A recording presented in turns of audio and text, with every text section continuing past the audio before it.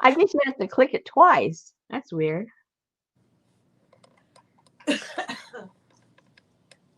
Okay.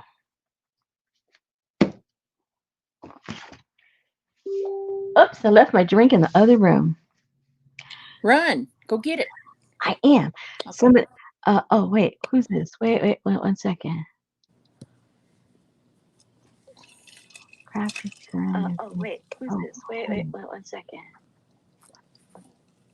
oh, am I on? Wait a minute. How You're come I live. hear myself? You're live. I know, but I don't have myself on. How am I hearing Wait a myself? minute. How come I hear myself? Where am I hearing myself? Is I that just got you? I just got my notification. I think mine just dropped too. Yeah. I just got my notification. That's you guys. No, that was Betty just now. She just now turned hers on. Oh, okay. Well, who was that before? I don't know. Hey, That- Jean. I know.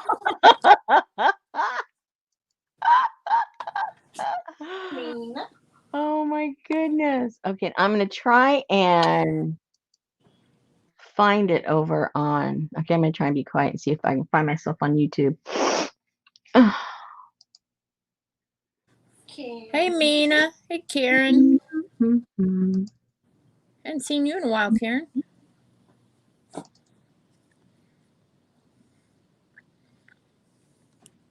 Uh-oh. We're not getting the cold front. It's not quite reaching down this far.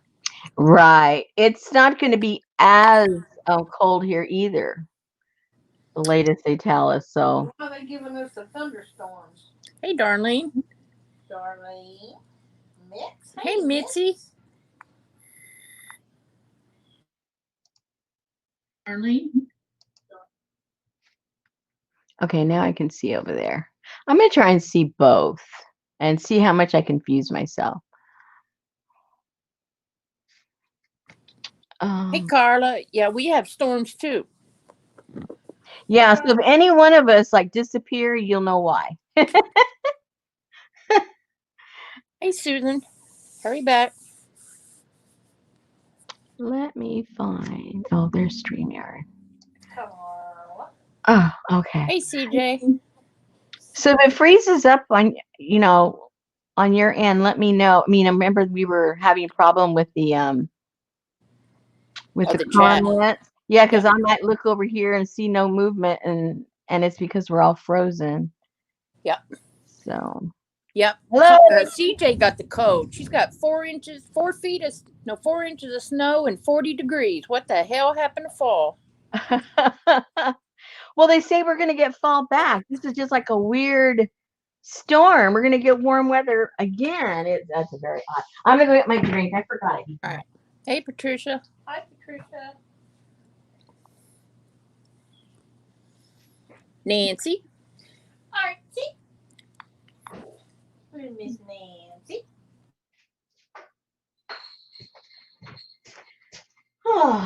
I've been a little busy today. I mean, I'm busy, I guess, kind of, sort of. I mean, I have friends that say I'm extremely busy all the time, compared to them, but maybe they're just lazy. I don't know. I don't know who I'm being compared to. You know what I'm saying? Hey, Tamar. Yeah, I was busy today too, and I'm so thrown off. I almost changed the date on my report today because I knew I was supposed to send it out on Wednesday, and I'm like, why did I put the 9th on here? This is Tuesday. Ah, well, I was on earlier showing something, a reveal of some fabric I was doing.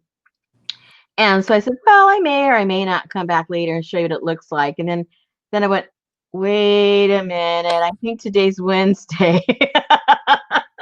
I know. I saw later you were on all weekend. We were in the garage all weekend. That's good. That's a good thing. Oh, we've got 2/3 done.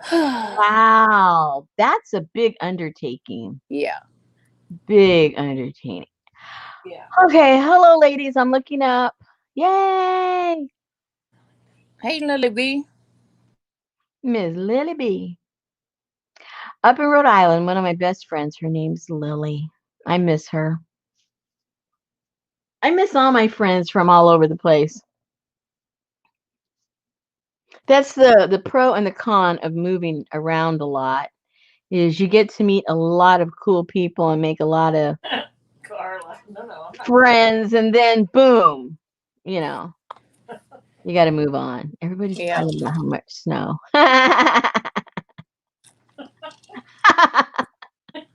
Well, Carla has her little smarty pants on tonight, doesn't she? That's all right. She already had her positive moment of showing support and sticking your thumb up. So Oh, she's feeling okay. salty now. She can only handle one of those a night, I guess.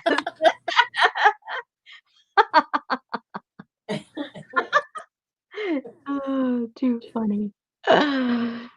Well, I'm not sure what we're going to do tonight because, like I said, I'm a little discombobulated. So I don't have anything planned.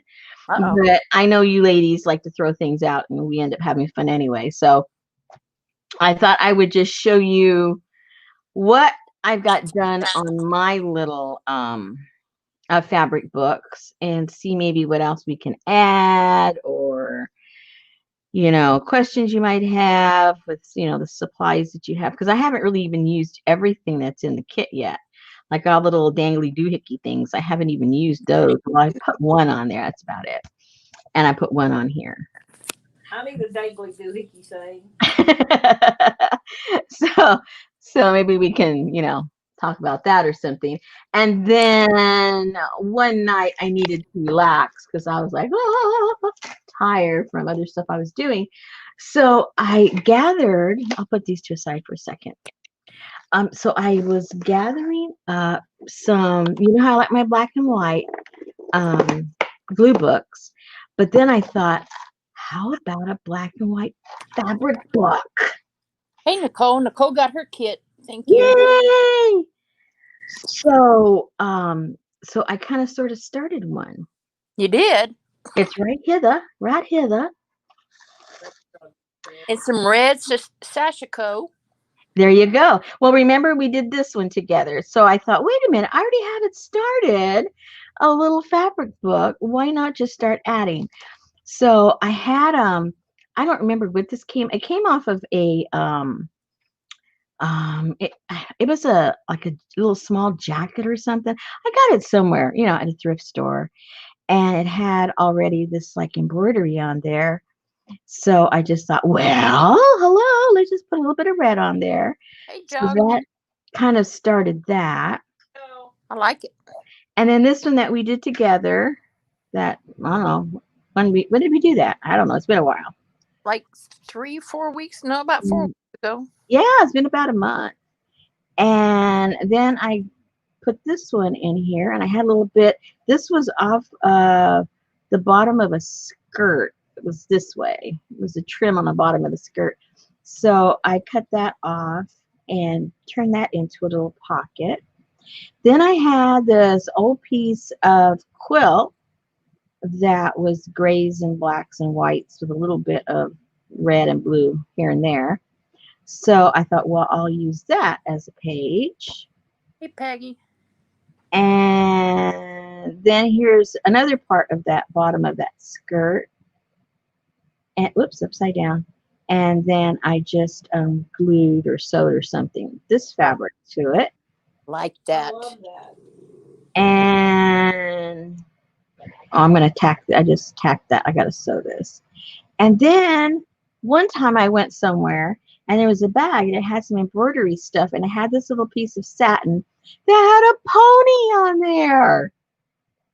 And I thought, well, the little pony, he's just too cute. So he's going to be the center of the book so that you can see his whole body. Is that your little pony? No. That should be my little pony. I'm doing a black velvet. Yeah. Whoops, that's upside down too. Oh, some of these are upside down. How'd that happen? Okay, so this needs to go this way. Maybe the whole thing was upside down that I opened it up. And this was some of the little pieces of fabric that was left over when we did this one. Hey, Darlene. And a little bit of lace. So the little ponies go in here. I think I had the whole thing upside down. So here's a pony. I think this is going to be open up on the top. Peggy said she is loving making the fabric journal, and Mitzi said black and white sure is attractive. It is, isn't it? I mean, you would think, I mean, if you just told someone, oh, I'm making something black and white, I think the first thought would be boring. But then when you actually see it and, get involved in it, it's really quite beautiful. It doesn't matter what you do. Black and white is really pretty. Anyway, so that's kind of the beginning of that. And I have a few little scraps that I threw in here that I have. Here's part that I cut off of that piece of quilt, so I can use that somewhere. And this was a little piece of something I had left over. And then here's some more of the pieces that came off of that top. Forget what it was, a blouse or a jacket or something, but little pieces of this can be used in there. That'll look really cute. And look at this trim. Isn't this trim cute? It's so cute. It's so cute. Look at that. Think you're cute. So I think that needs to go somewhere. Yeah, love it. And I had this, but it was a little too cream. I don't know if it's coming across that way. Yeah, it is. It's coming. Yeah, it was way too creamy to put with that. It was originally going to be in there, but I decided not to use that at all. And of course, I have some more of this. I mean, it was a whole top, so there's a lot of it. And then I have little scraps of that I thought would look kind of nice. This is a different pattern this is the one I already have in there. And this one's a little different. I might use that somewhere else. And then look at this cool thing. And this is hand stitched too. Isn't that cool? Yeah. It's applique. So, but it was kind of big, and I kind of was losing the look of it, but I still might get it in there somehow because I like that. I think that would look really neat in there. And that little piece of fabric will look good on that too. And of course, then, all the little scraps. Oh, and I thought this is really pretty. Oh, I was going to put that as a page. What happened? That was a page at one point. Somehow, I lost a page. It was just going to be one of those little floppy kind. A floppy. They're all floppy. Well, let's say it's floppy-er. I was going to put it there because that's just solid white right now. And I thought, oh, that'll look pretty right there. Really pretty. Well, aren't you just ahead of yourself? That's my favorite page. The second page, not the cover. The one we did together? Yeah. Yeah, I like that too. So when I feel like just chilling out, I'm going to work on this one and work on all these little pages and make them cute. Make them so cute. Yeah, Peggy says, kick that cream to the curb. That's right. Oh, and I have this little piece. I'm not sure if I'll use it or not, but I just threw pieces that I thought might work. And this. Yeah, I do too. And I like that little trim. That's nice.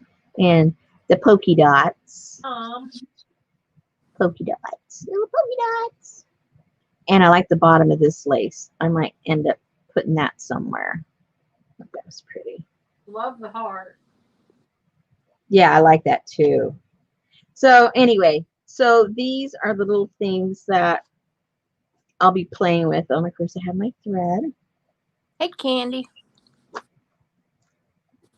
And notice, I do recycle everything. See? My cherry tomato box. I thought that was a Danish package. No, this is cherry tomatoes. I'll put that away later, somewhere else. Oh, and here's some of the rest of the piece that had the little horsey on it. And this was on there. It cost 41 cents. So I think, and this looks pretty old. So I think I'll save that and put that somewhere in the journal. So that's that. And I have a few of the little red things if I decide to use them. I really like this. I thought just one little piece like that somewhere would look really pretty in there. Some of that. I like that a lot. Got that from what's her name? Who?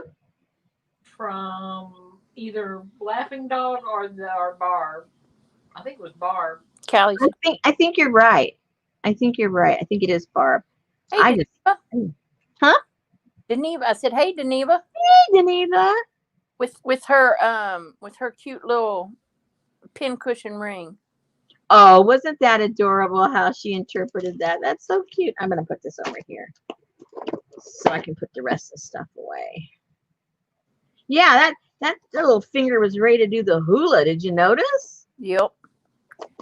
Peggy said red does make a great pop of color on black and white. Yeah. Yeah. Carla loves polka dots. She's got a tote full of pieces and bunches of colors. Polka. Well, Hey, Linda. Hi, Linda. hey, Linda's here. You know who I haven't seen is Kathleen.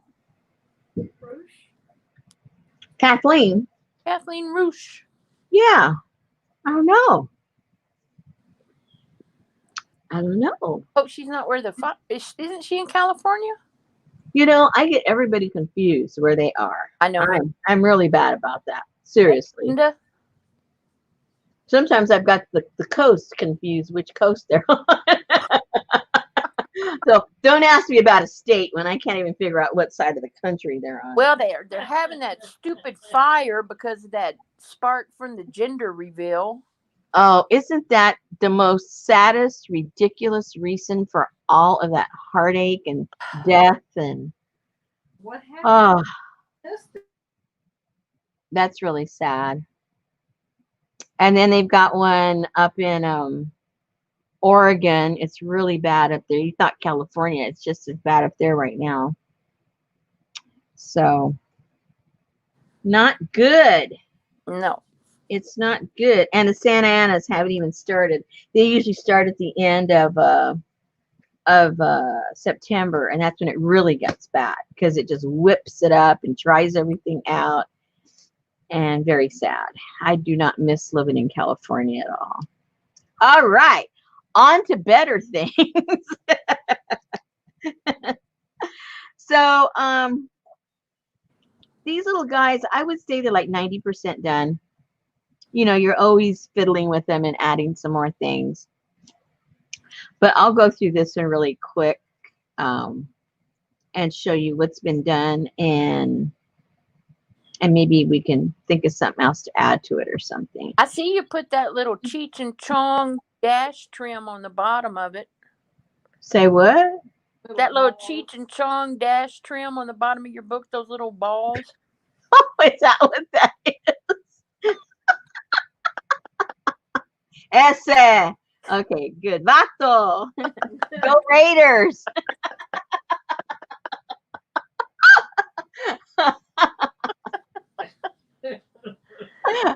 Anything else? Oh, sorry, go ahead. Okay. So, well, you know, there's not much to say about this page. It's got a little bit of everything. It's got paper, it's got fabric. I got some of that tape on there. I got the little measuring tape there and little stuff, and the little doggy. And I left this pretty much blank, so there's still room to put something on there. And just put a couple of the tags. And this is blank also. There's still room to do something. And instead of having the four dresses, I cut them in half. So each one has a set of the two. And there's still stuff you could do with this. Either put little journaling spaces, or you could add some more fabric to it, or, you know, whatever. And there's plenty of room here too. Now she doesn't have her, now she don't have her sleeves. Huh? She doesn't have her sleeves now. Well, no, she's a little more dramatic. It's a twin, and they share the sleeve. Oh.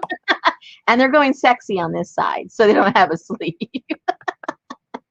It's for the reveal look. Oh, okay. Here is a little fairy. I think that's what she is. And so I thought she needed to have her own little leaf. So she's on her own little home there.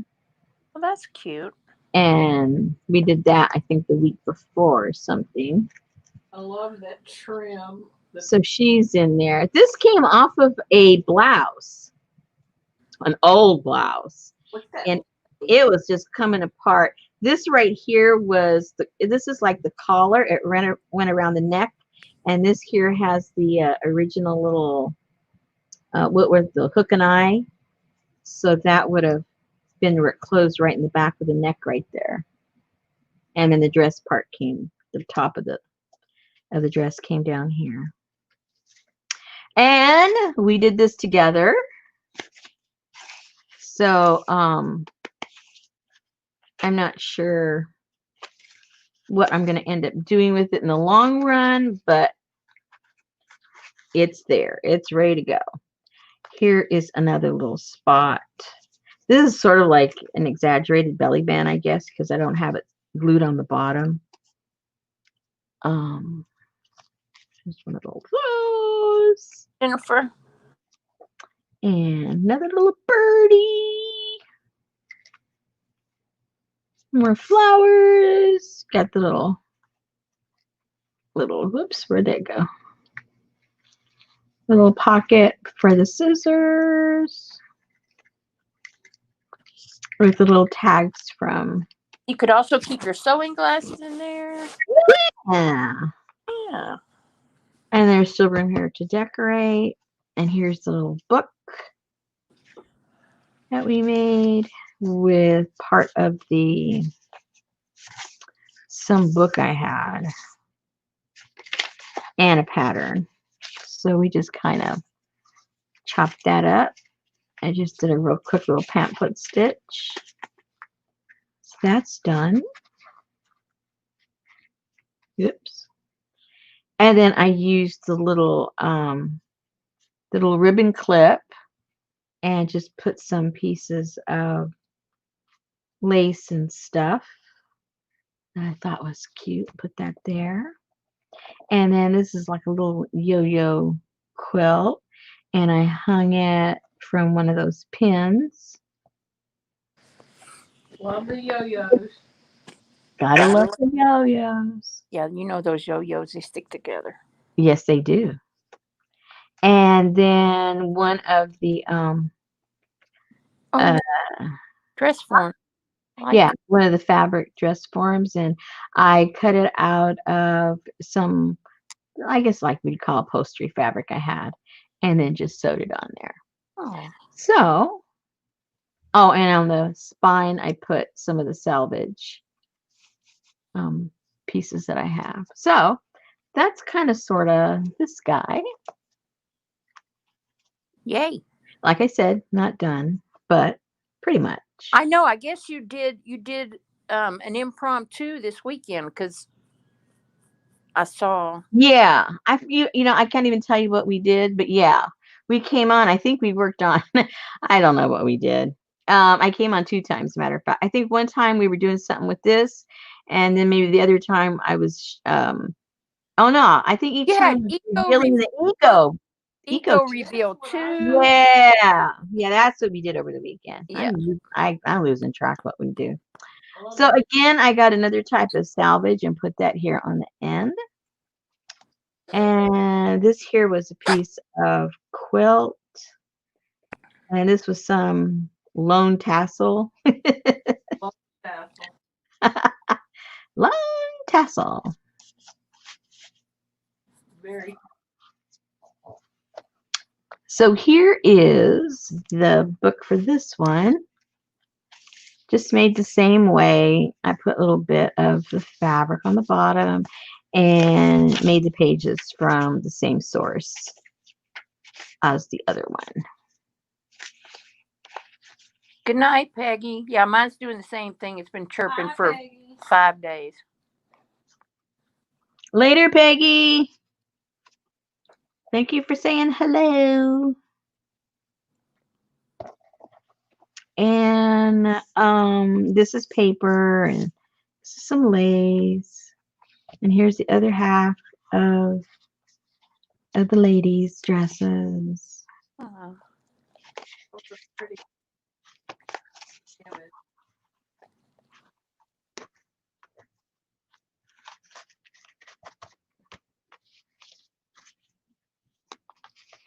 And here's here's one of those cards. Everybody got different types of cards, but one of those button cards.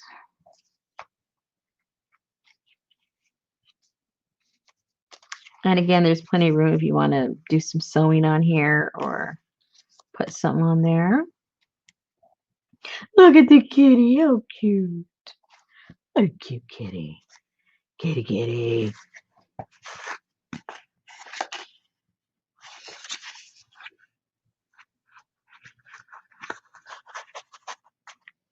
And just a few little scraps of fabric.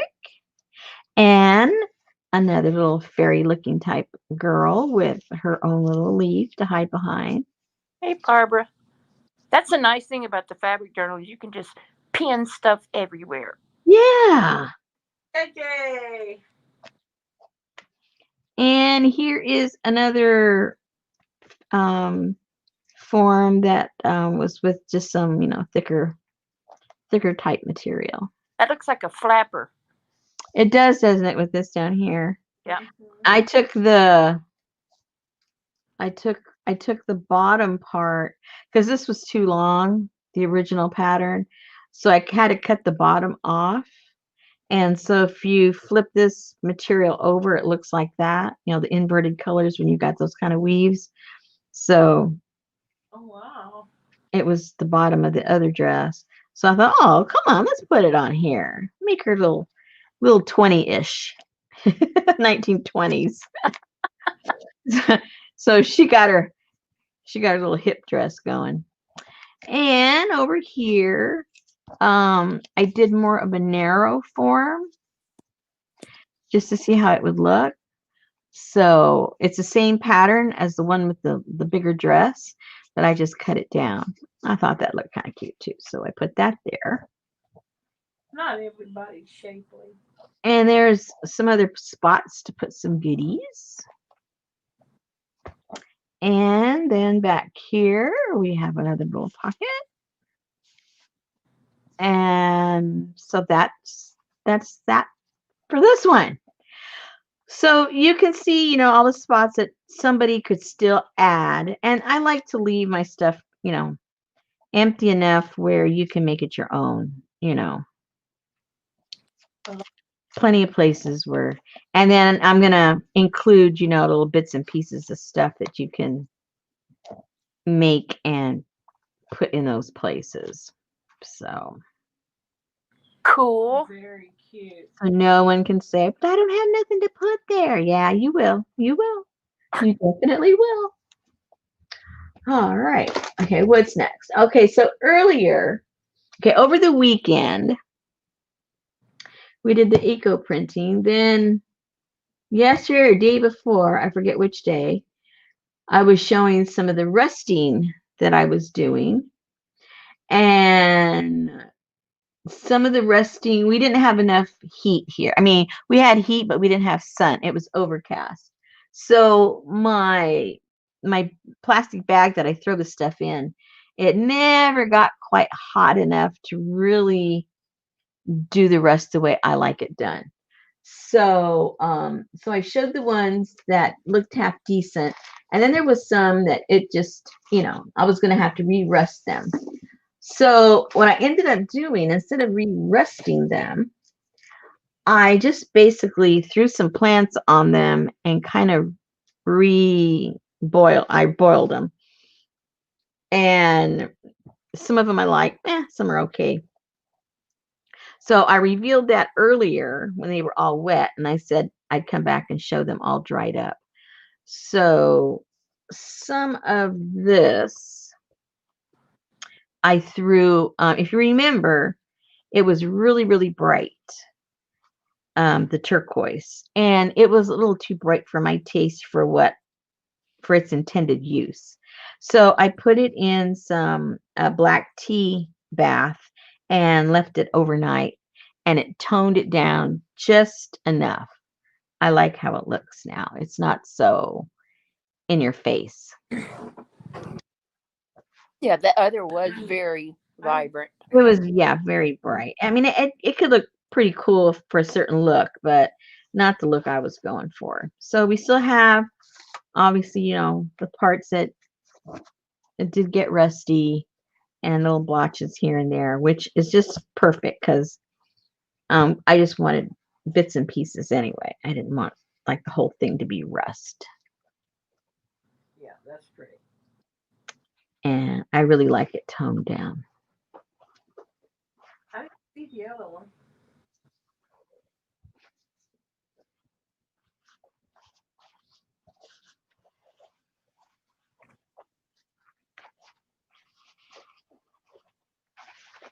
It's not orange, Jennifer. It's rust. Yeah, don't get excited.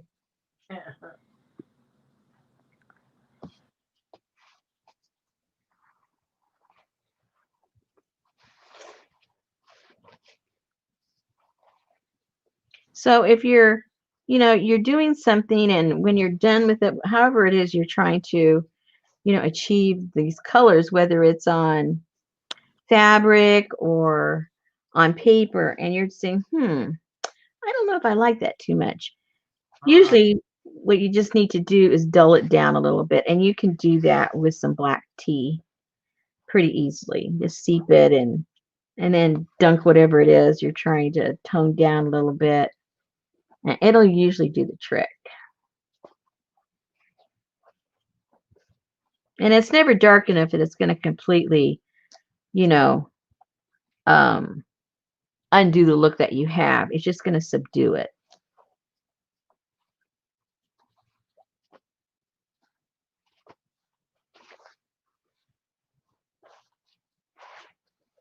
Oh, that looks almost like that monkey face.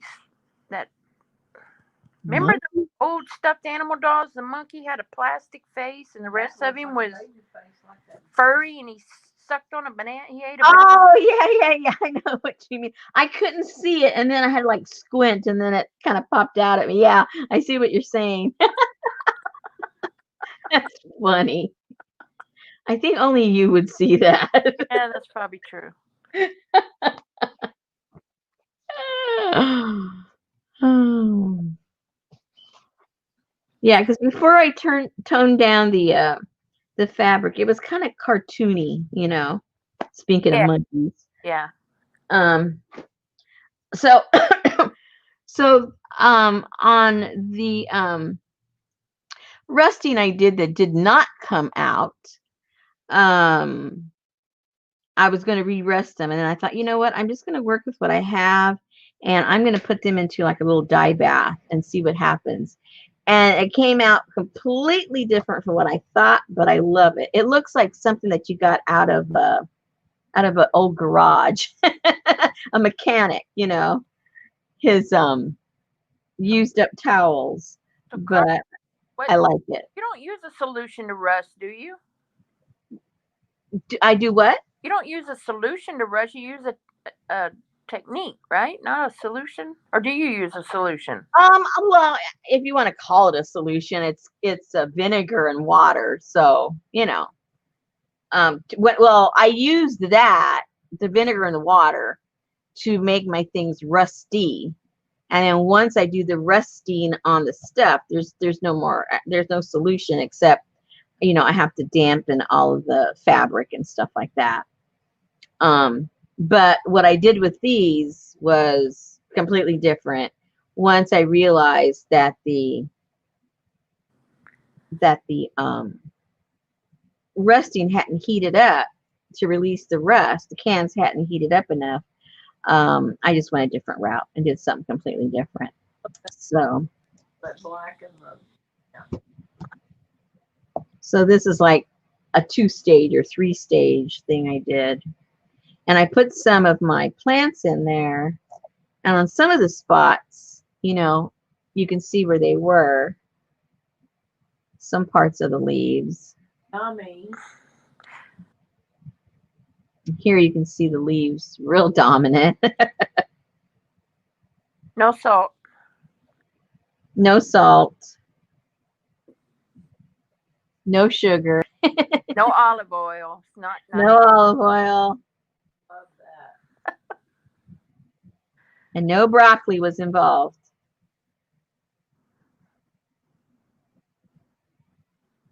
I like how that came out. Oh yeah.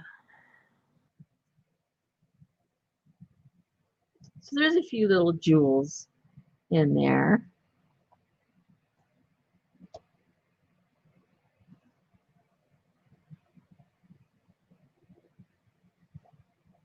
And what is the red? The plant or the? No, I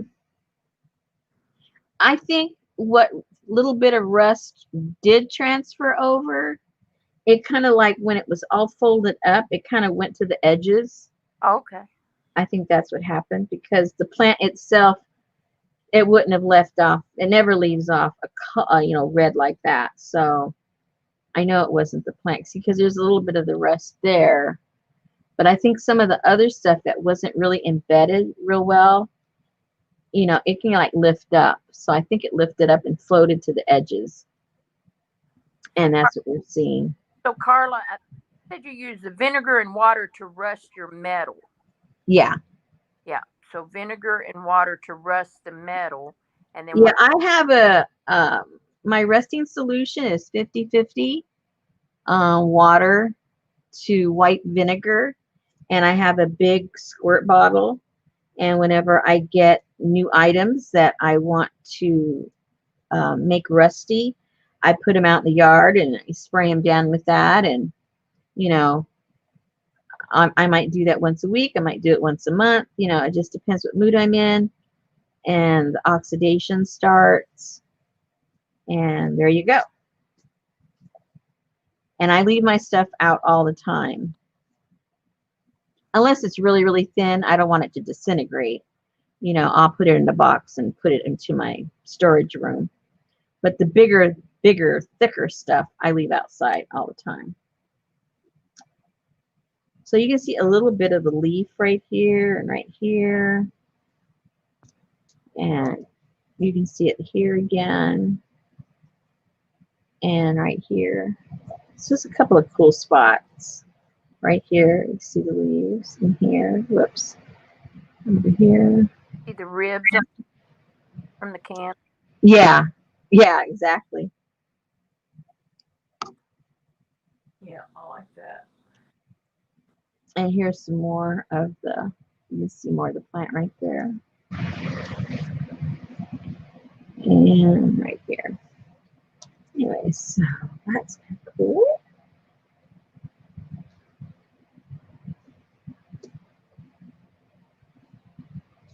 And here's the last one. Whoops. Looks like a mechanic's hanky. Yeah, exactly. It does. That's gorgeous. I love it. Put that on the left. I like how that came out there. Yeah. That's the whole piece. So anyway, so that's just a little bit of what I've been doing. Boiling, hanging. I did a bunch of eco printing also for paper because that was running low. Now this one got some cool rest pieces. I didn't do anything additional to this one. I just hung it out to dry. So Tamara wants to know, does cypress leaf print? Is what? Does cypress leaf print? You let us know, Tamara. Remember, you're doing the recipe book. Please let us know.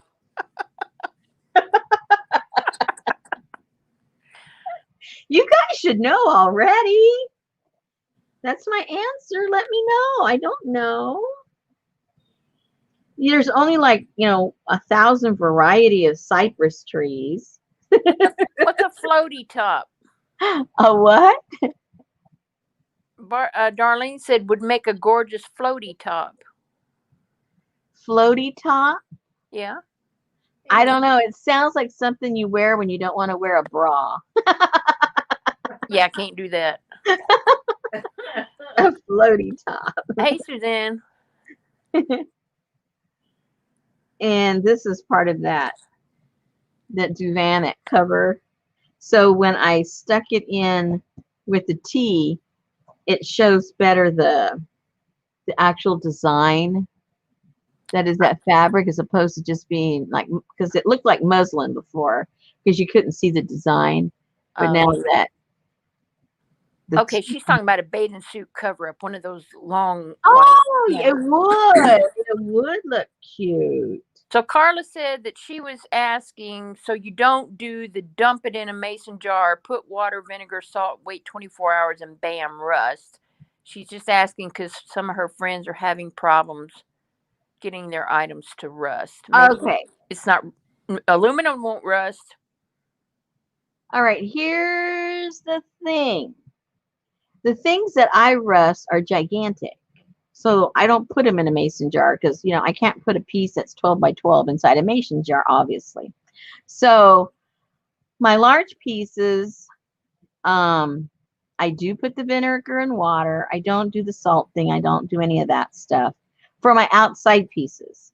So what I'm going to explain right now, this is in reference to the large pieces that I leave outside. I just strictly use the 50-50 solution, white vinegar and water, and I spray those items down and leave them out to oxidize. And the rust starts, and then I might come back when I feel like it and do it smart. This is a long-term project. It can take, days, weeks, or months, depending on the weather and what that item is made out of, how much of what kind of material it's made out of. So that's that. Now, the smaller pieces, like if you're going to do safety pins, jewelry pieces, and things like that, then there's several ways you can do that. And you can put it in the vinegar. You can put it in hydrogen peroxide. You can add salt. You don't add salt. I mean, there's all kinds of recipes out there. And those, some people say that happens like super fast. Well, what happens super fast is like the breakdown starts fast. But the breakdown doesn't mean you're making rust because there's no rust until you remove those items. The air hits it and it oxidizes. So what you're doing inside of the jar is you're breaking down the metals. And then after you broke them down, depending how long you want to leave them in the jar, things do happen. There's a little change in color, but you're not really getting rust. You're just getting the breakdown. So then once you say, this looks like it's been in there long enough, let's try it. Then you can throw it out and let the air hit it and then watch the magic happen. So,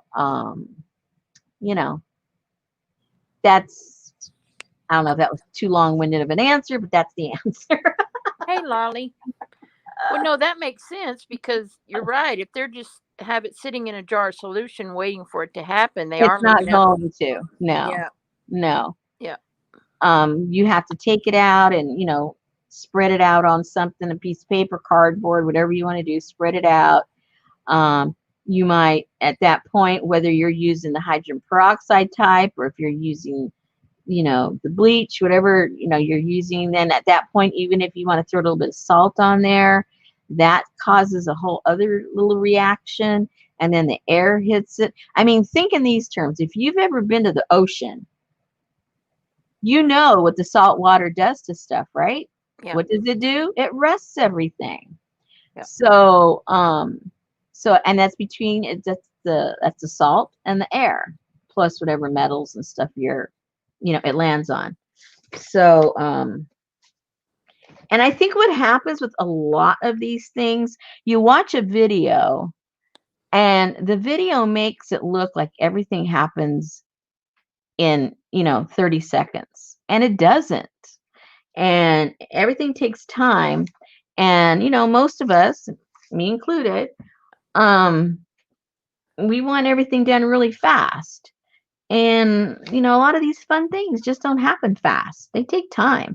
So that's why I think it's really important to have multiple, projects going. Because, I mean, who wants to just throw a bunch of stuff in a jar and sit there and look at it waiting for something to happen. And then, them take it outside and look at it and wait for something to happen. Then everything seems like it takes too long, Yeah. and it does take long, but it even seems longer. So if you have multiple things going on, you don't even notice how long it takes because you're busy over here doing something else, Yeah. So that's my advice to, if you're impatient like I am, the way to create, those moments where, you don't want to like scream and go, when is it going to be done? Just have multiple things going on. So Barbara said it wasn't it wasn't long-winded. It was very informative. Thank Oh, you. thank Yeah, you. and that's just like those people where it snows, all that salt from the road, the bottom of their cars just rust out. Yeah, They don't have an exactly. undercoat. Yeah, that's exactly what happens. So, okay, now, next. Speaking of all kinds of projects, my husband, he looks on all these book sites, those discount book sites and used books and all this stuff. And he found this little book that he ordered for me, and it came today. And I do say little because it says little book Aw. of bookmaking. Aw. Aww. Aww. So, but what's funny is all of the book shows different books, but I think like about I think maybe just like a quarter or less than a quarter right here. This is where they show you how to make books, and these are pictures of books. And I go, okay, well, I can look at pictures on Pinterest, but I still like sitting down and physically touching stuff and look at them. So let's go through this together. This is an 2014, so it isn't like it's 20 years old or something. And again, it's a little book of bookmaking, in case you find it interesting, by Charlotte Rivers. And he got it used, so I don't know what it would cost if you got it new. I think he got it for like $5 or something. So I don't know what the regular price is. And most of these books I've seen, books that look like that already. I'm sure you guys have too. And I love working with wood. Actually, speaking of which, yesterday, let me show you what I got. I don't know how it's going to turn out, but, it never stopped me before.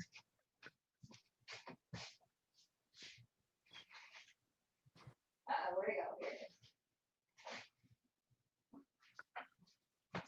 So over at, I went to the grocery store, and over in the front, they had a bunch of stuff like autumn stuff. I don't know why it was at the grocery store. And they were like really super cheap. And they had this thing here. And I haven't even opened it, so I don't even know if it's going to work. But as soon as I see something and I see something finished, I go, okay, I think I can do it. If I imagined it, I can do it. So I just threw it in the basket.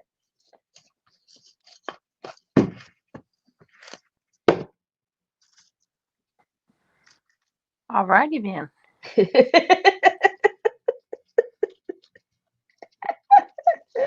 Hey, my mind works very strangely, so I just have to go with it. I've learned to stop fighting it.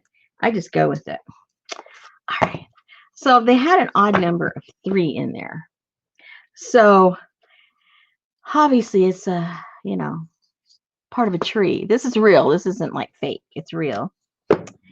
And so what I'm going to do is I'm going to drill some holes. I wish they were all this thick. That would be perfect. I'm afraid if I try to, do the old karate chop on it with my hatchet, it won't cut properly. It'll be a mess. So anyway, I have to leave it the way it is. So what I'm going to do is I have some thin wood paneling. And so I'm going to draw this out on the wood paneling and have that be the back of the book. This is going to be the front of the book. And so imagine if this is just a piece of plywood that I've mirrored, and then this is going to be, it's going to be my book, the book I'm going to make. So I'll be able to make 3 books, and we'll see what happens. But a bandsaw, yeah, that is. No, I want to keep all my fingers, thank you. No bandsaws for me. One too many construction sites. Put a hole in the stem part of it and put some essential oils on it and hang it from your rearview mirror. Oh, please. That's more like cheek and bong, okay? So. But this reminded me of that because these are little pieces of wood that they're using to do a cover for a journal. That's a piece of wood. You've got a log over there. I know, I got a tree. It may be the only one left in on the West Coast that isn't burnt down. Oh my gosh.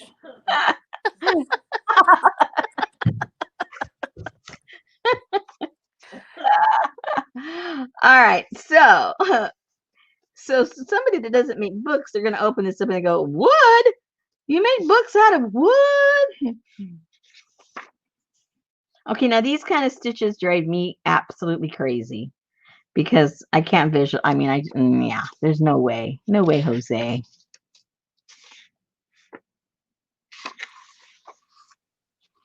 And then they give you the anatomy of a book. Cool. Very good. Let's see, how many things have we been calling wrong? Yeah, no joke. Okay, we've been calling signatures properly. We've been calling the end papers properly. So the cover is not a cover. At least in the inside, it's called a case. And then you put your covering and fold it over on the case. So your end paper are glued to the case of the book. I did not know that. Huh. And the spine, it's not that piece that you see. It's the inside part that you don't see. That's the spine. And that little piece of like that yellow and the orange part right there, that's called the headband. Hey, Allie. The headband. Yep, that's that little orange thing is the headband. Okay. And then what the headband is connected to is called the backing material. And your signatures get sewn on to your backing material. Now this is the headband, and this is called the tailband. Okay, there will be a test later. Is it headband connected to the tailband? No, they're not Middle Easterns.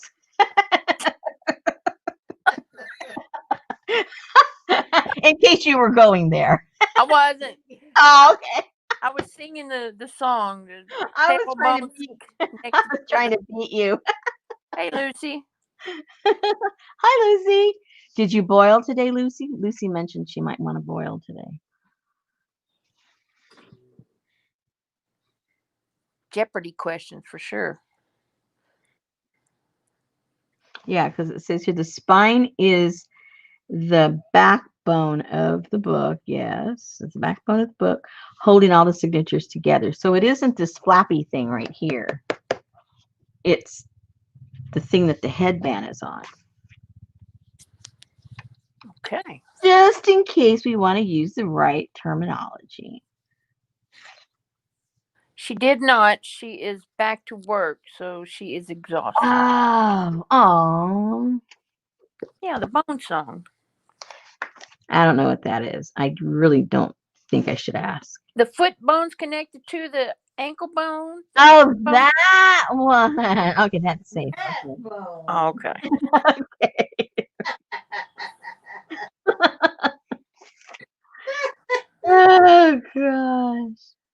what is that? I don't know, but it's cute. Look at that. This is called, oh, that says referring you to a different page. So let me see. There's too much reading involved here. They should just like put a little something so you know what it is. It doesn't say. So maybe further insight. Maybe this is just, no, this is it. Because this is Mr. Oh, this is Senora Cassandra from Barcelona. Do it with a TH or they'll kick you out of the country. Barcelona, Spain. She made these. Barcelona. Barth. And be sure you spit a little bit. No. Oh, I had to spit. Okay, this one is called, they're called either the kaleidoscope or the carousel. This is the patterns can be seen as there. Kaleidoscope. It says opposite. So this must be the kaleidoscope one. Or is that opposite? Is this opposite or is that opposite? Who knows? But anyway. I would say opposite page is the other side. Okay, so then that's the kaleidoscope. Yeah. And it doesn't say the names of the rest of them. This is not a good book. You tell me about all the little pieces parts, then you don't give me the names of the books. We know the parts, but we don't know the name of the books. It's not good editing. Who's the editor? I guess when it says also see, that's kind of telling you, because in the back they show you to make different stuff, like I mentioned. So this says also see accordion book. So I guess this is in the accordion book family. I want to see that naughty dog press. And the carousel book. Now, do you guys recognize this? This is kind of sort of how I made my, you know, that book where I throw all the stuff in, the ephemera book that opens up kind of weird. Oh, yeah. That looks like that, doesn't it? Okay. I think I went too way ahead of you guys. Okay. That's all right. A meander book. Meander? Well, Maybe. that looks like those things you used to make in school, and you'd have to go pick a color. Yeah. BLUE. Pick a number. 1, 2, 3, 4. Your boyfriend's ugly.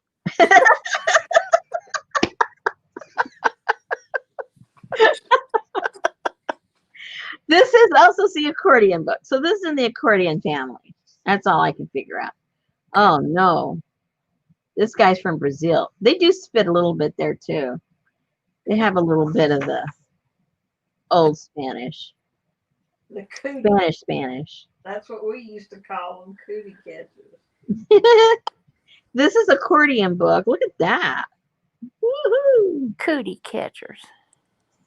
Cute.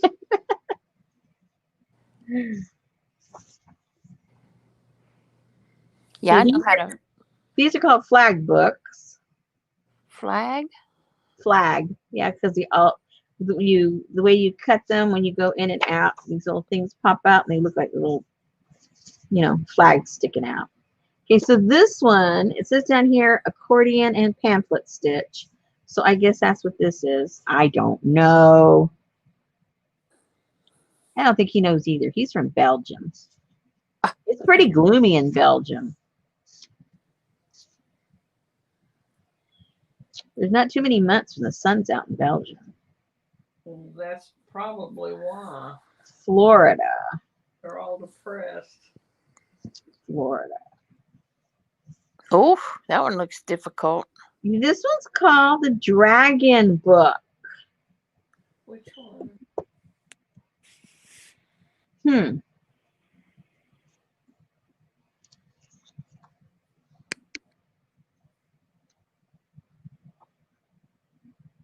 Different. And I don't know what this is. I think these are still considered accordion because that's what that says. So I guess anything that kind of goes in and out, and that's considered an accordion book. I don't really think so, but that's what they're saying. Oh, Cerrito, that's close to where I was born. Amsterdam. Ooh, black and white. I like it. We're still on the accordions. I'm getting a little tired of the accordions. Oh, that looks like a Blizzard book. That looks like an autograph book. An autograph? This one does? Yeah. Oh, but that's the way that fold there. I've learned a lot about that fold. And that's how you make a basic Blizzard book. This again says accordion, Coptic, and pamphlet. I thought a Coptic was a marker. I thought it was a stitch. Oh, that's a That looks Copic. like a rooster. It is a rooster. Oh, okay. This one says carousel book. That one up there. That looks interesting. I mean, it looks like a challenge to make.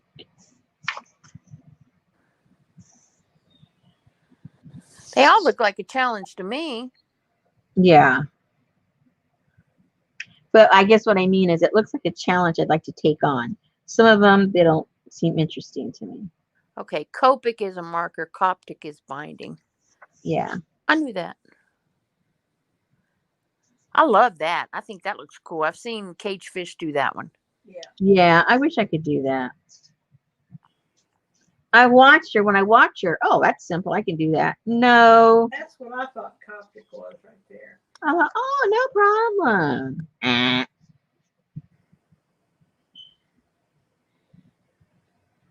What is that stitch? Now this says cloth, a book cloth and long stitch. Hey, Elaine. I don't know.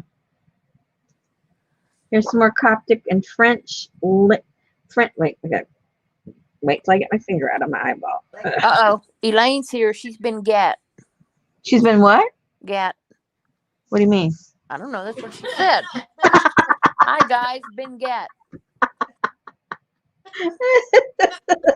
Maybe she's from Barcelona.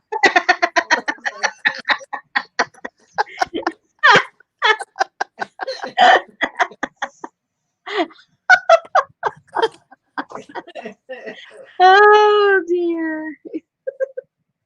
Okay, here's some more Coptic and French link stitch. I don't know what that is. Leaves. Oh, she's been gathering leaves for Rosemary. Oh, quit laughing at her. She's been prancing. A good prance never hurt anybody. They told me to shut it.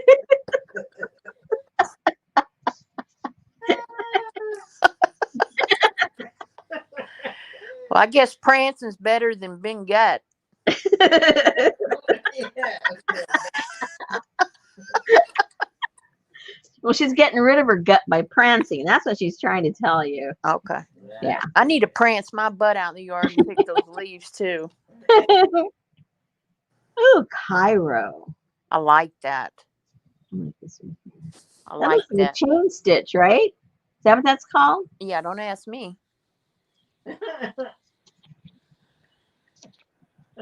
Egypt and chains. That sounds about right. Massachusetts. Okay. I got friends in Massachusetts. Minnesota. I don't have I know people in Minnesota, but not from living there. I don't know anybody. Now, see, that looks unusual. That stitch is really strange. No wonder. Argentina. Don't cry for me. No way, Jose.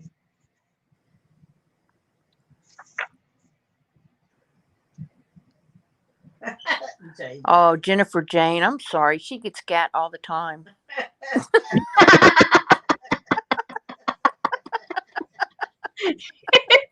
That's too much grease in your diet when you Yeah, do I that. think so. There's medication for that too, in case you're lazy.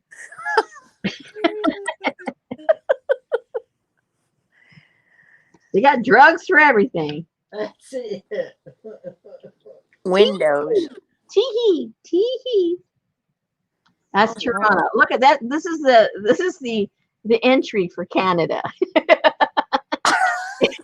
It looks like a business pamphlet. All right. There's nothing artsy about this. Look at that.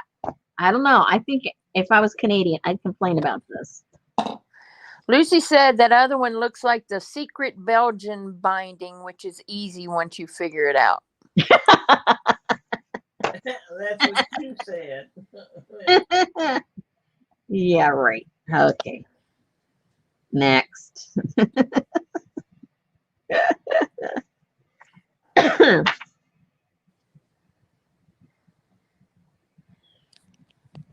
Oh, yep. Allie, you're hearing Betty in the background. Betty's sitting next to me. Well, she's about 3 feet from me. Ooh, look at that! How cool that looks. They have a store. I don't know if they're in every state, but they have a store called Barnes and Noble, and if you go there, all their books are already bound. You can pick whichever We book have a you free one. want. It's called the library. There you go. I like that black one. I like these little short, stubby books. I think they're cute. Look at that. What are you gonna do with them? Look at them like anything else. Hold them. Make them feel loved. Hug them and Now we squeeze know them. And now that we know where all their parts are. that's right. That's right. Ooh, I like that. I do too. Oh, that looks like something Lucy would do too. You sound like Tim the Tool Man. Only I think Lucy would do that in metal. Look how pretty that looks. Love that. I do too. That's leather, but that would look super cool in metal. Yeah, I'm gonna try it. I thought it was. I'm gonna try a metal spine. You heard it here. Janice called you a book perv.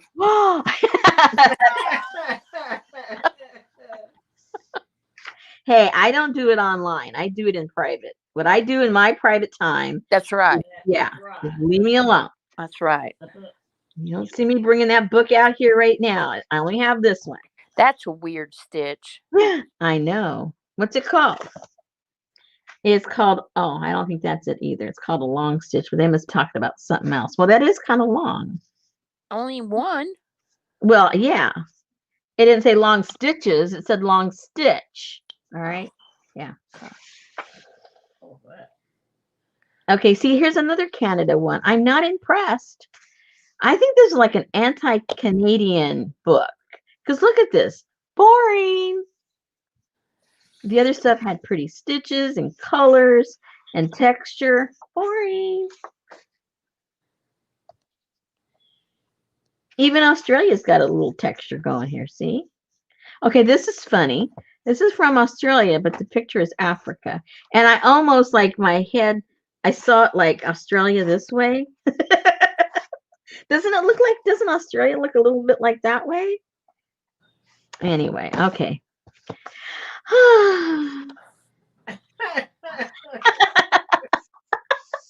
Took me a minute, but then I caught up. Okay, never mind. Lucy says she's sorry. She apologizes for all Canadians. I know. They're so artistic. And look at these dull books they put in this book from Canada. Give me a break. Yeah. Sorry. Now, see, not too interesting. Pretty close to the border, wouldn't you say? Michigan? Yeah, they don't even like people on the border here. Now, who did that? That's a pretty color. Those are pretty colors. Oh, that was probably done in Arkansas.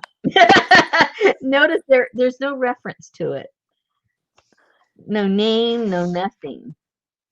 So I don't know.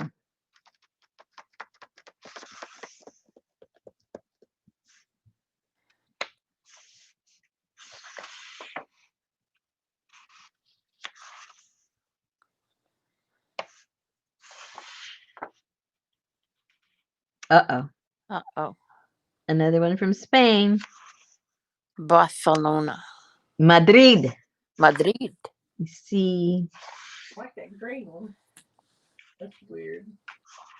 The what? The green on the left. Yeah, I'm not sure. I mean, it's not showing any stitching. I thought this was about stitching, but I could be wrong again. What in the world? But Is that yarn art? it kind of, sort of. They just need to put some pinto beans on his fin and some kidney beans on his tail. And where's that from? Massachusetts. There is no T in Massachusetts. Massachusetts. You get a little 5-year-old. It's so cute how they say it. Massachusetts.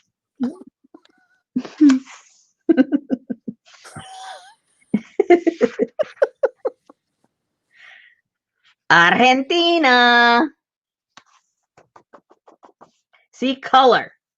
Woohoo. And you pet that one too.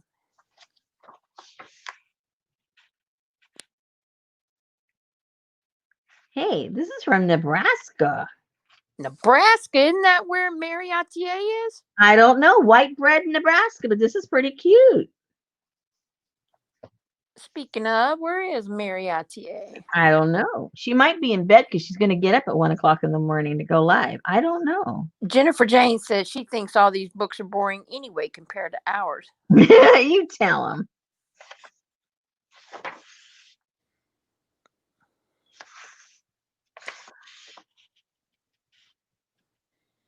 Oh, here's that book. It's from Minnesota. It's called Case Binding. I don't know what case binding is. Mary is from Nebraska. Oh, there she is right there. See? She heard us talking about her.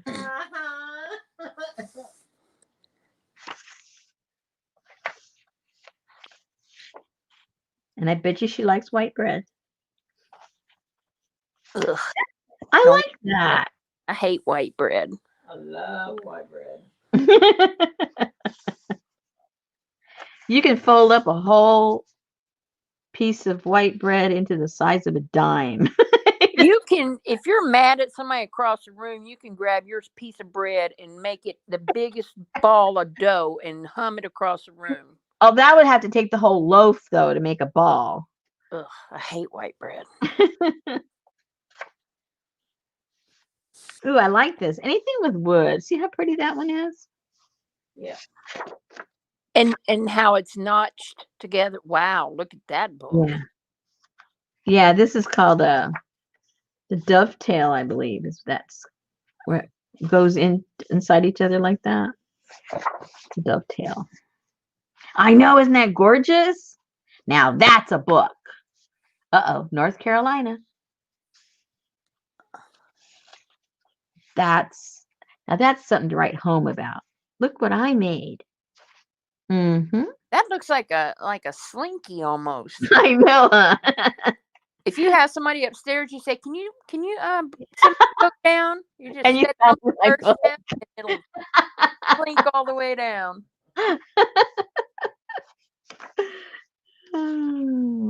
Cameroon. Ooh, I like that. Yeah.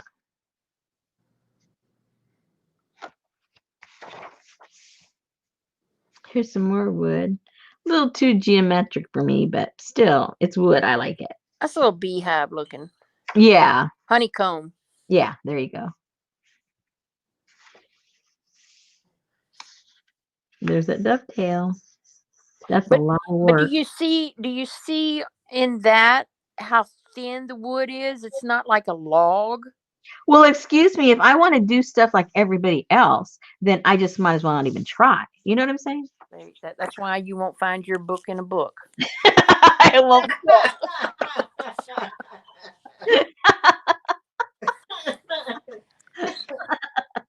Oh, hey, look at that. What is that? A shoehorn? That's a tree. That looks like what you put in your shoes to make them bigger overnight. That Well, little, I don't know what you put in your shoes. I don't put stuff like that. I don't want to hear about your shoe problem. Okay.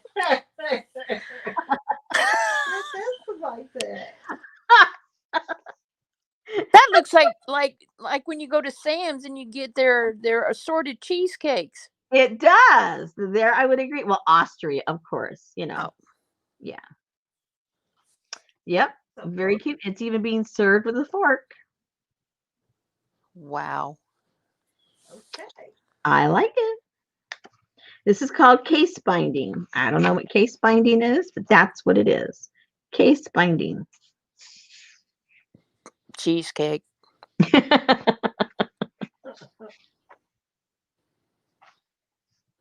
More wood from Oregon. That's the last tree they're ever going to get. Oh no, stop it. Yeah. Well, you know how long it takes for these trees to grow before you can chop them down.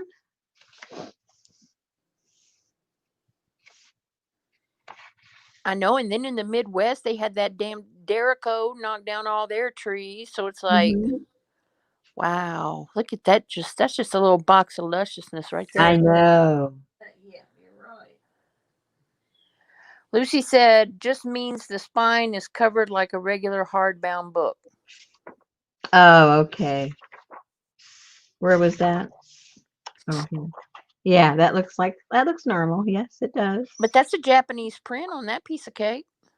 Japanese. Oh, it is. Oh, Awesome. I saw.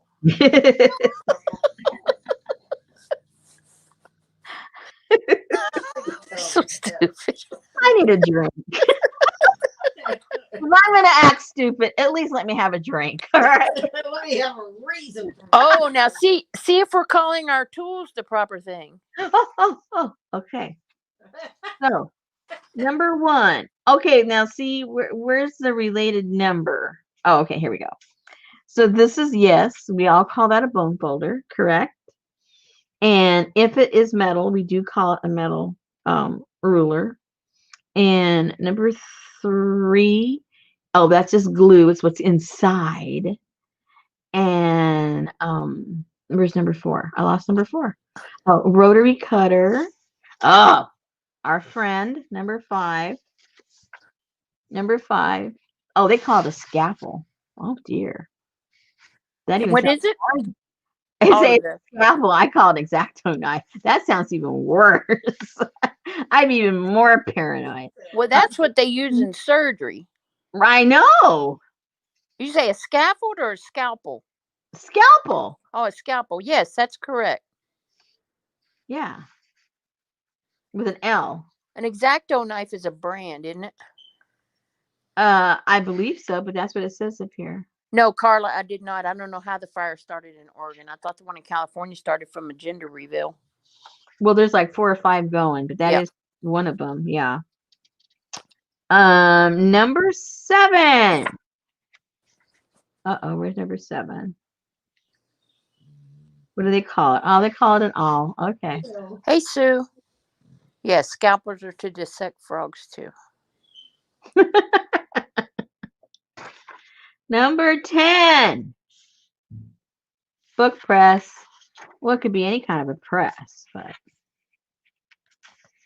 11. Number 11 is a draft triangle. And 12, it better be brushes. It's brushes. 13 better be a sponge. Sponge. And number 4, what is number 14? I don't even know what it is. I don't see the number 14. Oh. It's liquid ink. Oh, okay. I recognize. Okay, never mind. Huh? Daneva's eyes are closed and she's so tired. I said good night. Good night, Geneva. Number 15 is dispersant. It must be those kind of things that go up and down. It comes up to the top, maybe. I don't know. 16 are calligraphy brushes. I hope 17 is a sewing machine. Where is 17? I don't see it. Yeah, sewing machine. Number 18 is alum. How interesting. Why would that be on this list? What? Oh well, number 19 is plant, so I guess the alum's for the plant. Number 19 is dye plants. Oh, okay, so okay. And number 20 Okay, is a JJ. brayer. I'm back. Yay! A brayer? I Okay. honestly don't know what those two are doing in this list of stuff, No. but that's okay. I didn't write the book. And you already know how I feel about the editor. Okay, so here starts how to make the books. So this is called a what? An instant book? Okay. I think we've all seen those made before. You know, the kind you make out of one sheet. Oh yeah, that's a zine. There you go. Here's an accordion book. Kind of sort of the same but different. Okay. One page. Here's that flag book where you have to go kind of insane, making all these cuts and things sticking out and glue this and glue that, and you gotta have a lot of patience to make a flag book. At least I would think so. The Yeah. dragon book, just a lot of folding, but you got to do it right or it doesn't work. Okay, that's one we saw several times. That's the carousel. Yeah, the carousel book. It's called. That looks interesting. No. Take up too much room on the bookshelf. Probably. Especially if it fell over. Oh, but it closes up. That's just Still tied. It's big. tied open, but it closes up. Oh. Yeah, so you can still, file it away. Okay, so this is the secret message book. Holy moly, it's pretty thick. Look at that. Well, look at the top left corner because it's like it's the one that comes down the stairs. It is, yeah. And all you need is one sheet of paper, and No it's way. 8.5 by 11. Makes No this way. way. And it makes all of that line. Well, Yeah. then that's the size of a Bazooka Joe comic. Well, it paper. probably is about like 2 inches, maybe. Oh, a twinchy. Yeah, because look, it's right there in between the guy's fingers. Oh no, Or I don't girl. want. That'd be a twook. A twook.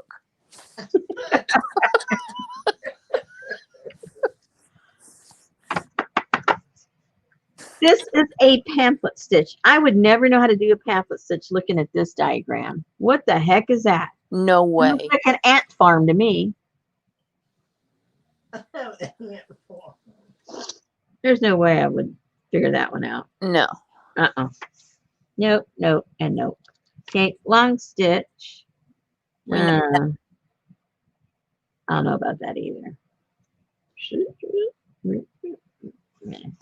Yeah, I think the. Oh boy, look at that one. What is that? That's Japanese stab stitch. Okay, now how would you figure that out from that diagram?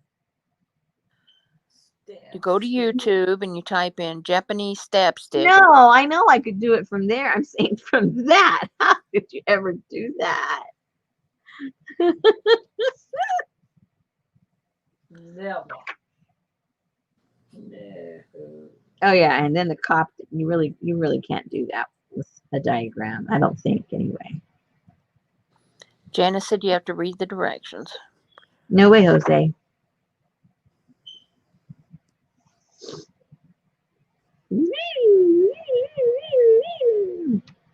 No. Wow. Okay. French link stitch. I don't think I've ever heard of that one. That almost looks like that goofy stitch I do.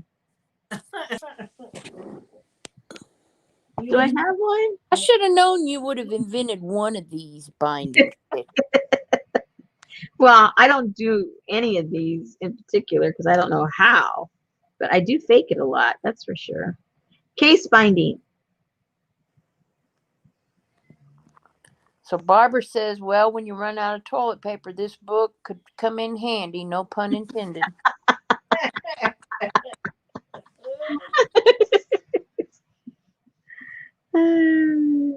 They know how to do that.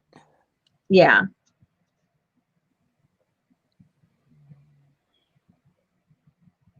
But see, they're not using the miter tool, so they're. Oh, but look what they are Suminagashi. doing. Suminagashi. Yes, sirree, bub. I haven't done that in a while. April Marley. Didn't you buy that stuff from Johnny? No, Oh, you didn't buy her brushes and all that stuff? no, Oh. no, Hmm. no, not me. I thought you got rid of them. Maybe not.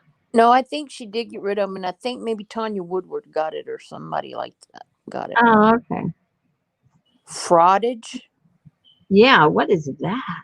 I don't know, but that It doesn't. says it's one of the earliest forms of printing. Oh, frottage. Oh. And I listen to you. Yeah, I don't know. Read, Rosemary, read. Sashiko, Sashiko. I don't know. Oh, hey. Hey. Now, I will be the judge of this. See if they know what they're talking about.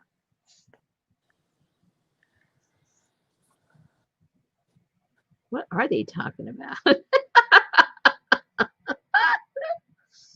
Do they use salt? They're using a rolling pin. Oh, well, yeah. And they're using lemon juice and white vinegar. So Jennifer Jane said, I think we should make a really sloppy junk journal out of this book. Show it how it's really done. First, we need to boil it. You might have the right attitude there. I don't know. It's gotten a bunch of laughs. I hope your husband's not lurking. No. Oh, now I would know how to do that. A woven coat. I thought it said woven clover. Woven cover.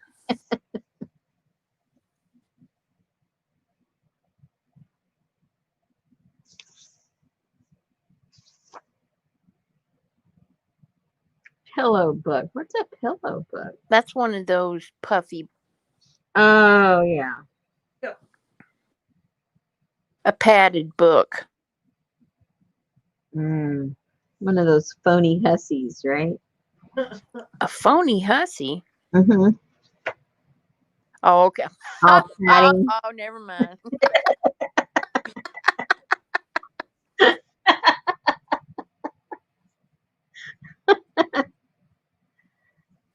Okay, so on the glossary. Lately, there's been a toilet paper shortage.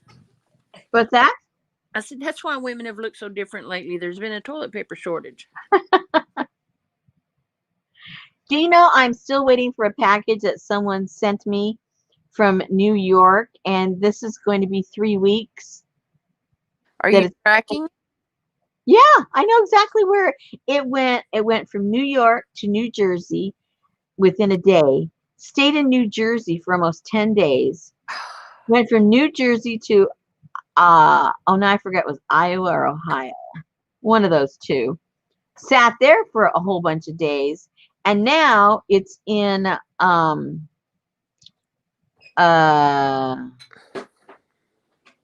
yeah. It's Barcelona. It's in, I think it's Kentucky. It's in Kentucky now. Oh, well then have Joggles go pick it up for you. And it's like, okay, I really needed it, like, 2 weeks ago. That's ridiculous. It's just getting worse and worse and worse. I know. So it's like, oh boy. So then, yeah, a couple of days ago, who was it now? Oh, I've got like 3 or 4 that ordered in Canada. I can't remember which one, who it was. Anyway, within like, I don't know, it was less than 2 weeks. She got her kit in Canada. How does that happen? And I can't get mine in 3 weeks from New York.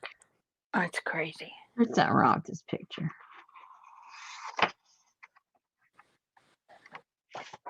Anyway. Oh, Darlene said me. Oh, Darlene, see? She got hers real quick. And because mine got sent to me on the 21st. Let's look, 21st of August. I've been waiting. So mail yourself something and see how long it takes to get it. You know, Mary's doing that. She's mailing herself all those postcards. I wonder how long it takes for her to get her own stuff. She's mailing them to herself. How Well, come? so she can get, so it'll get the stamp and the cancellation. I think I'm talking out of turn, but that I think it's for that reason. Oh, very cool. I like that idea. Yeah, so I don't know. I like some of the stuff in there was supposed to go in the kit that I'm supposed to be mailing out, at the end of this month. I don't even know if I'll get the stuff in time now. I thought a whole, practically a whole month was going to give me enough time, but wrong. Well, more than a month actually, from the time that ordered it till the stuff gets mailed out. Well, now that they've put that disclaimer on the USPS site. Yeah. Yeah. But this thing was priority. Priority is 2 to 3 days. Now I can see if it's taking twice as long. Okay, it's going to take 6 days or something. But no, we're talking about almost it's going to be, it's going to be a month. I think it's going to be a month on Friday. Oh, so Mary says hers goes to Omaha, then back to her. Oh yeah, if I were to mail something from here to me, it will go up to Fayetteville, which is about an hour away. It'll go up there. That's where the distribution center is, and it gets processed there, and then it'll come back to me. I don't know how long that'll take. Mary said it takes 7 or so days. Oh my goodness. Good grief. I'm sorry, but if I was a postman and I picked up your mail and it was addressed to you, I'd put it right back in your mailbox.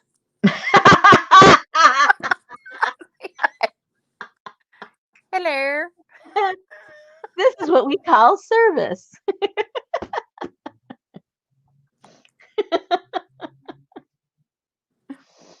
Oh dear. Oh well. So anyway, so now I've got to start rethinking all this about when I put the stuff up and when I sell it and when we do it, because it's going to get crazier, I think, as far as time is concerned. Have to make cake books. He's talking about that cheesecake book. Yeah, that looks pretty cool. That does look nice. All right, so now that you know what not to buy, and the front cover looks rather appealing, don't you think? Well, that's all he could see. It kind of draws you in and go, "Ooh, that looks kind of cool." It's the orange that does it, and that cool thing right there. I don't think the world could handle more popos.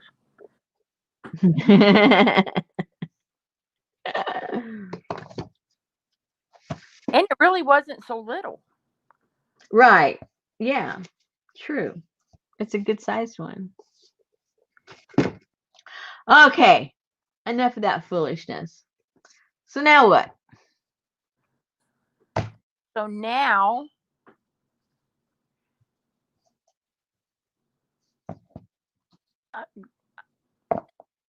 there you go. What?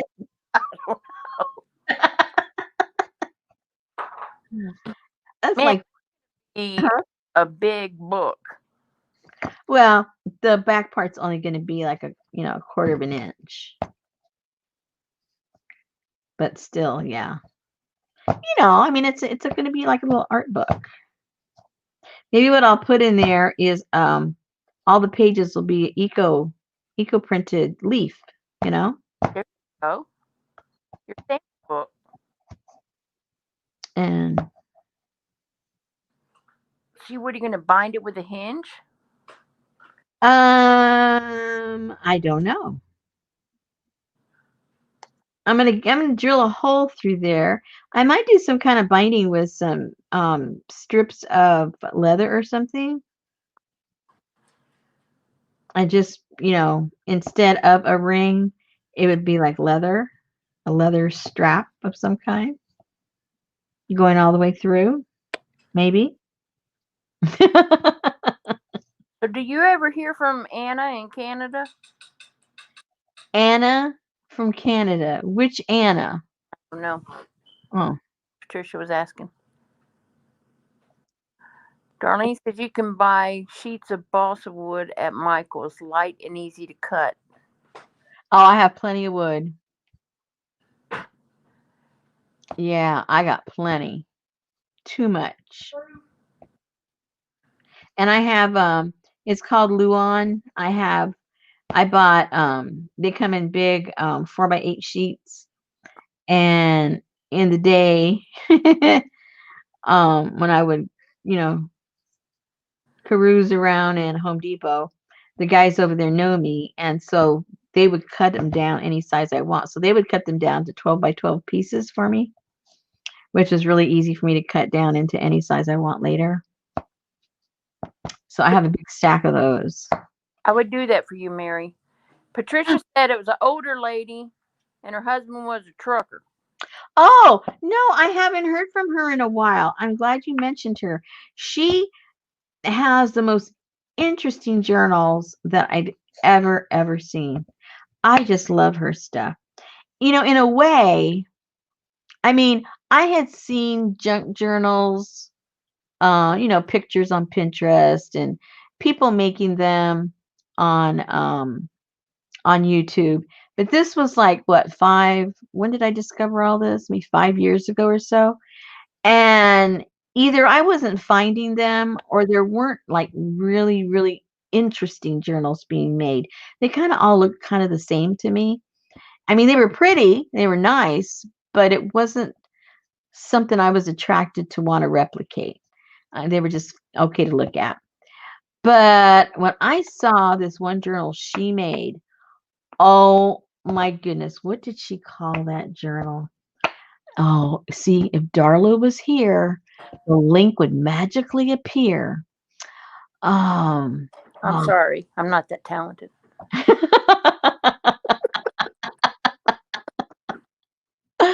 um, but anyway, she made this journal that was, I mean, when it was closed, when it was closed and you put it upright, it must have been like that.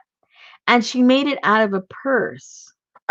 And that's when I said, okay, now this is a junk journal. And she used everything inside of there. She used to go like for long walks, and then she used to go cross country with her husband. And so when they would stop, she would walk to stretch her legs out, and whatever she found along the road or in the path or in the, in the woods or wherever it was she was walking, um, she gather all this stuff, and then she made the most beautiful journals with them. And I said, okay, now that's a junk journal. And that's when I started getting interested in, the kind of stuff I like to make when I make my sloppy ones. I thought, okay. No, she didn't disappear. What happened was her husband retired, and she got a big she finally got a studio and everything in her home, and you know and she's got lots of grandkids. Maybe she's been busy with the grandkids, because you got to figure they've been on the road forever, and now they're finally like at home, so they're just having a different kind of lifestyle. But what was that book? Anyway, it was a really cool purse that she had. And so after I saw her do that, that's when I made my first little small journal that I made out of a purse. I mean, it was super, super tiny. And that's really where I got the idea, was from her. And I like that a lot. I'm gonna try and contact her, Patricia. it wasn't that long ago that she messaged me. Um, I mean, I know up until then, she was doing fine, and she had done a video of her new studio, and she was really liking that. She had a whole room dedicated, and she showed all her books, and that one book we're talking about, her purse book, she had that up there. So that was kind of neat. Yeah, so I'm gonna try and get her link, and next time, or I'll put it in the group, in the Caboodle group. Um, Anna from Canada, Jennifer. yeah, and I'm trying to even remember what her last name. Oh, because she didn't use her last name. I can't remember what her last name was right now. Mm-mm-mm-mm-mm. But she has a very, very interesting story too. When I was only doing my Facebook group over on what was the name of my group? Yeah, I'm going brain dead really, really quick. Um anyway, the deconstructed, journals. Um I guess like the second year that we had the group, I asked people to share their story of either how they got into doing art or what art did for them. And what was really interesting was that people took it very seriously to share, and they just weren't superficial in their responses. So I gave them something like 5 or 6 questions. I said, if you don't know what to say or how to structure it, just answer these questions, and you'll go for it. And they it was really, really interesting. But hers was fascinating, her love for paper and things like that. So I'm going to try and find that link too. A bag full of treasure. Are you saying that's the name of the video, or what are you saying, Patricia? Yeah, I don't know. Let me I'm trying to think, how could I find, maybe if I go to the, no, I don't think that'll work yet. I'm gonna say maybe if I go to the old Facebook group, maybe I can find it in there. Is the old Facebook group there? Yeah. I just have somebody else running it right now. I don't run it. I'll post every once in a while, Oh. but I don't run the stuff over there anymore. Let me put Anna. Let me just put it on the search. When you can, that little place there where you can do searches. I'm going to search in the group, and I'm going to put Anna and see if she pops up. Maybe it's her last name is Fofana. I think her last name was Martens with an E, Martens, I think was her name.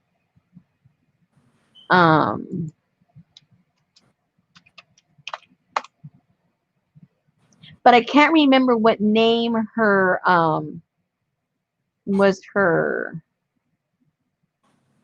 YouTube. It might be the same name. I'm not sure. Because then later on, she changed it to have her husband's name in it. And that's when I got confused.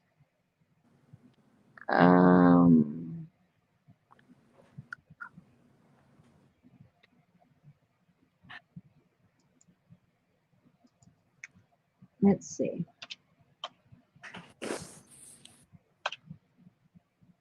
I'll just try it really quick. If I don't find it right away, I'll just drop it and I'll look for it later.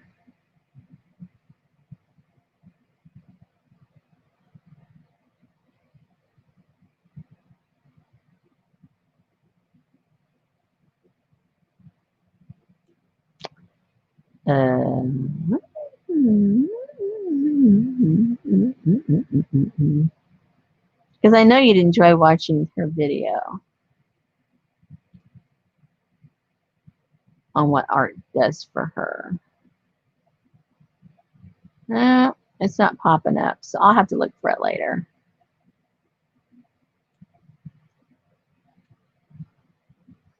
Ow.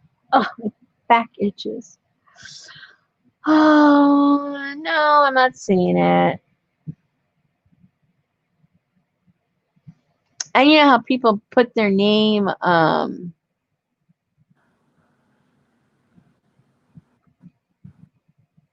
you know how they do the name, what do you call it? Totally different. Yeah.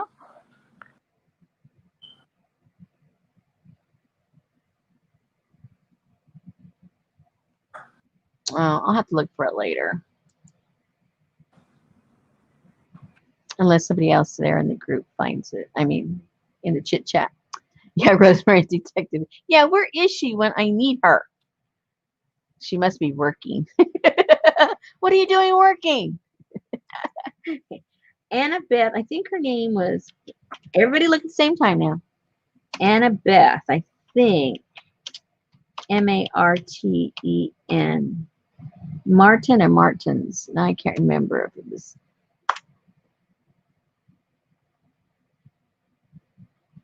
Oh, how funny.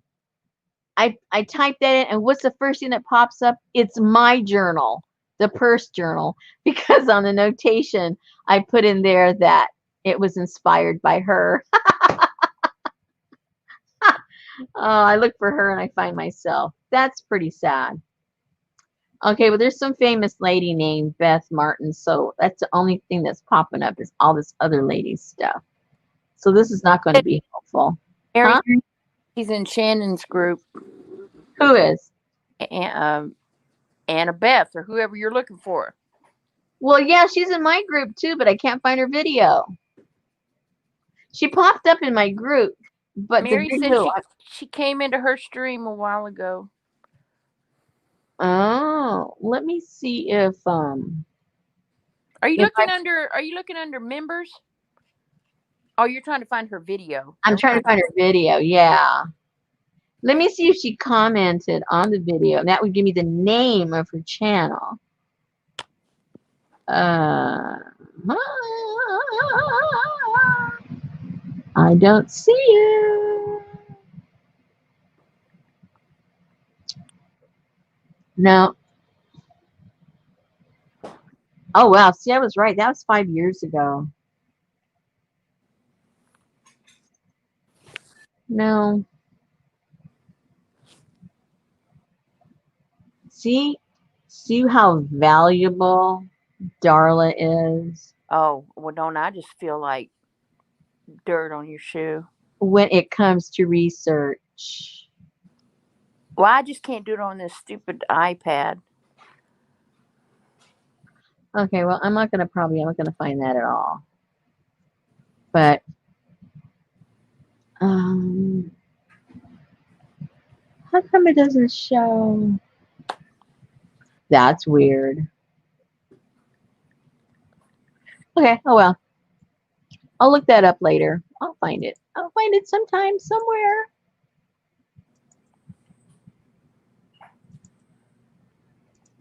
Okay. Alrighty.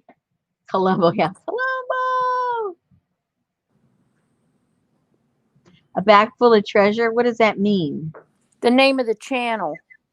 Oh, never mind.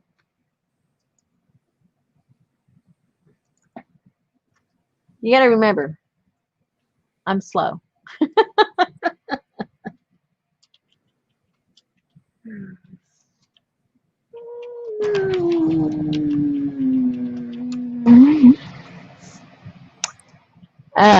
Well, I typed that in and it gives me videos with that name as opposed to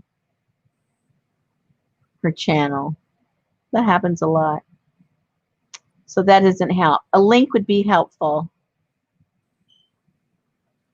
Yeah, it would. Yeah. Don't give me names. Give me a link. It sends you straight to it.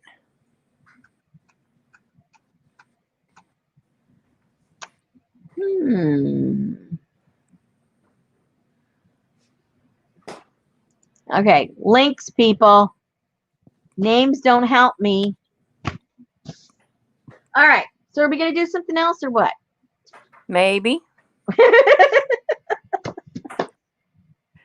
Paper lover. I don't know. Paper lover? What does that mean? I don't know. Oh. Well, if she can say whatever she said. Who? Bag full of treasure.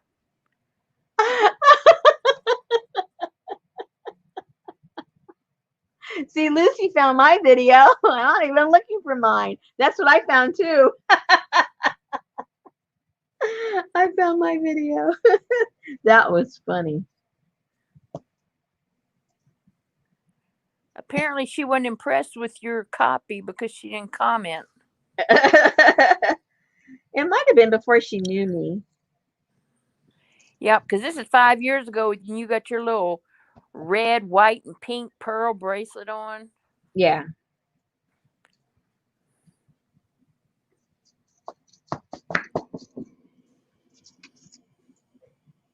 Okay, so I'm putting my big O trees away. And you tell me if there's something you guys want to do. Or are you just, are we done? It's up to you guys. I'm here. I'm here. I'll have to go read chat because I was lost over here looking for a purse journal.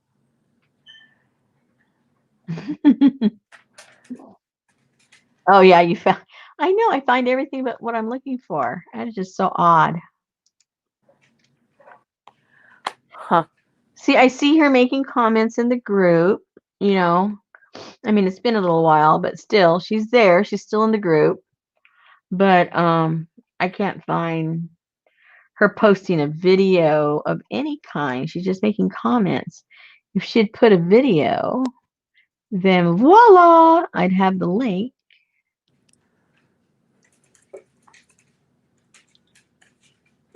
Huh. All I keep seeing is pink odd bird.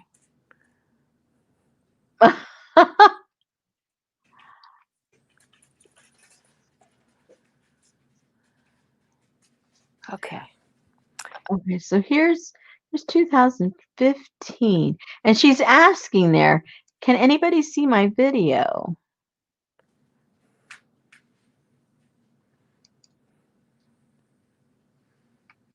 Oh, that's funny.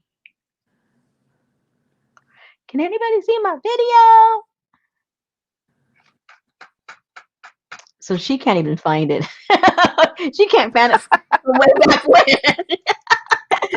How I expected to find it. A bag full of treasure. Yeah, I know that. Give me a link. Oh my God. A bag. Let me go play Darla here. Okay. Full. When I type that in, it's something else pops up. Treasure. Treasures. Yeah, that's somebody Oh, else. Jennifer is now saying pocket full of vintage. I don't know. Oh my God. Make up your mind, JJ. Is it pocket full or pocket full? I don't know. I thought this was your friend. She hasn't done videos in a while. I don't memorize people's names. Pocket full of vintage. Well, if this is her, she's just all out there making all kind of stuff. Oh, 6 years ago. I don't know. 6 years ago. Let me see. Pocket full of vintage. There we go. Pocket full of vintage. Oh, and I'm subscribed.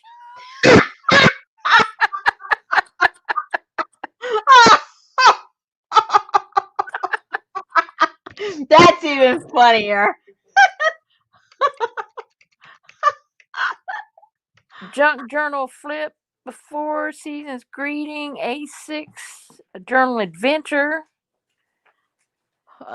I still can't even find that. Isn't that weird? When I type stuff in, what pops up are titles with those names, not a channel with those names, with those words. I don't even know if this is her. All these videos were like 5 and 6 years ago. Well, can you put the link? I'll find out real quick. Share. Oh, she says pocket full of vintage is from England. She's not from England. Uh, Somebody said that. I think Mary said that. No, she's from Canada. And she doesn't have an English accent or an Australian accent. so maybe it's a pocket.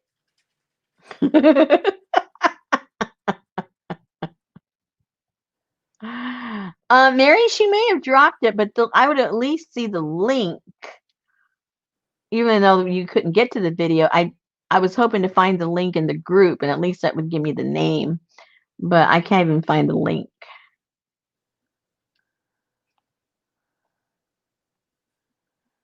Patricia said she disappeared from her list.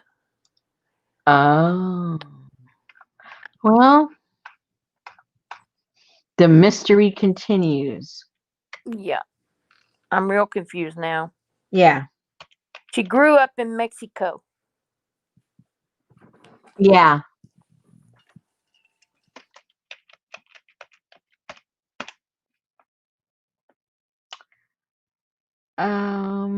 We need to put a bolo out.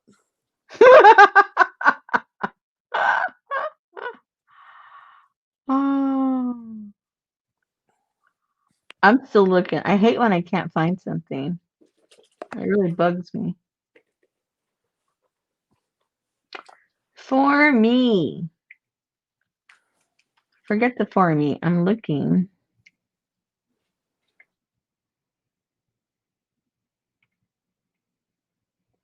Okay, if I don't get any ideas of what to do, what are we going to do? I don't know. Mary said maybe she deleted her channel during Could COVID. be. Yeah. Very possible. Was she a Mennonite? Yeah. Was she? Yeah. Yes, Lucy.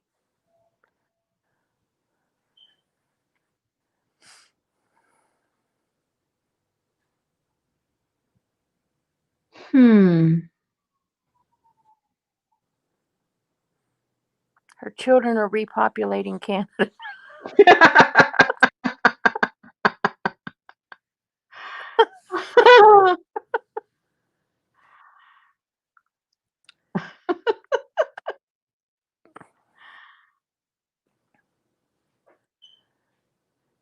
She passed away. She passed away on September the 7th. That was the day before yesterday, Lucy.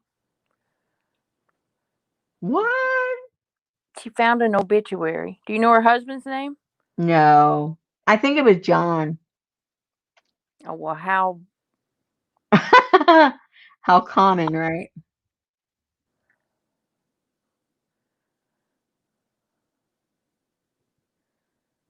Now we really have to find, well, She passed away on September the 5th. Oh my goodness.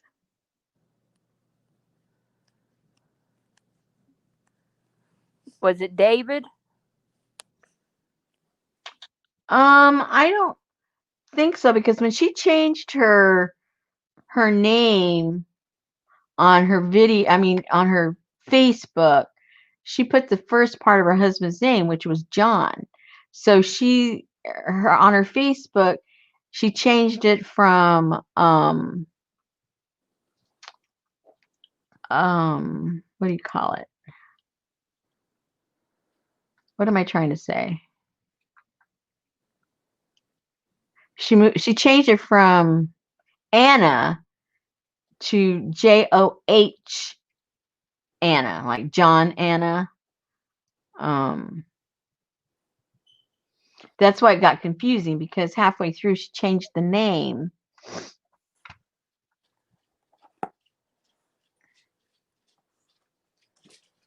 But I mean, if we can't find her anywhere and she's reading an obituary.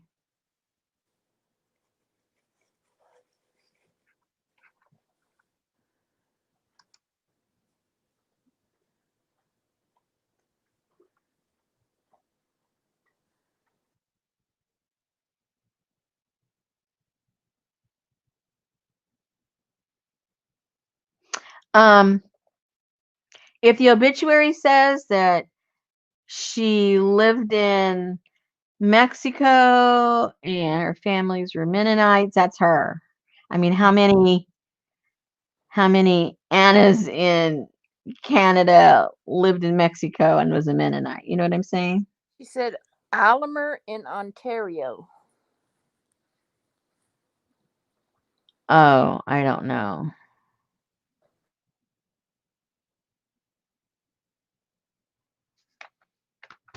And she was such a sweet soul. I mean, oh, I wish we could find her videos. She was so sweet.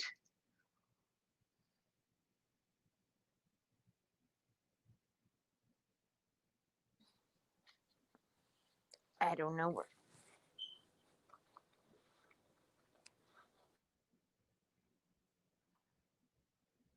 The obituary she is looking at, Anna was born in Durango, Mexico, and the funeral is at a Mennonite church, 10 children. She was 62. Well, oh, see, the story I get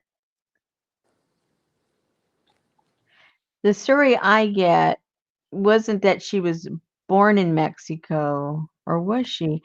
For some reason, I thought they moved to Mexico um, for a period of time.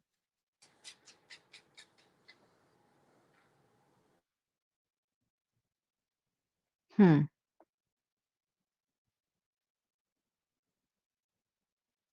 I don't remember her having 10 children either. That's a lot of children. Yeah, I don't remember her having 10 children. I would remember that.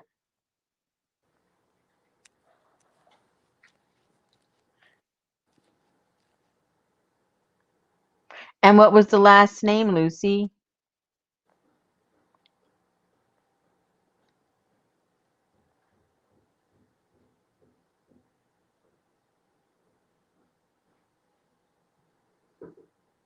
Patricia said she thinks you are right about, I guess, about the Mexico thing. Yeah, because my understanding is um, yes, they were from Canada. Her whole family was from Canada, and then they went on some kind of missionary trip, and they moved there for and there's a whole colony. Do you remember not that long ago, what, about a year ago, there was a whole group that they got shot and killed on a caravan. Do you remember about that in Mexico? Oh, yes. Yeah, well, it's the same kind of situation. They lived out in the middle of nowhere. They weren't part of the community. It wasn't like they were preaching, their belief to Mexicans. They just went out in the Tules in the middle of nowhere, and they had a compound, and it was just their family and family members, and that's all it was. And that's how she was raised the first part of her life. And they were very strict. They they they didn't have toys, they didn't have nothing. And her first memory was that she would go out, like when the wind would blow, she would run out and she would hope that scraps of paper, that trash basically, would fly in from somewhere. And she would run out along, with the tumbleweeds, and gather trash. And to her, they were treasures because she wasn't given paper or anything. And so she would get these little stashes of trash and she would put them off in a corner somewhere. And then when she had an opportunity and she'd get a pencil or something, she would draw or she would write or she would do something. And those were her treasures. And she would just collect them and collect them. Well, eventually, I can't remember how or when they ended up going back to Canada. Those were the memories that drew her to art, was because could she could never draw, out in public. She didn't have paper, she didn't have any of those things. So her biggest dream was to go somewhere and buy paper and a pencil and a pen. And so that started her love of drawing and things like that. Was basically doing it from the trash. So that motivated her to recycle things because she knew that you could make pretty things out of trash. And that began her journey into the junk journal world. Well, she actually did stuff like that before she even did journals. She found junk and made really cute little things out of them. Really, really pretty stuff.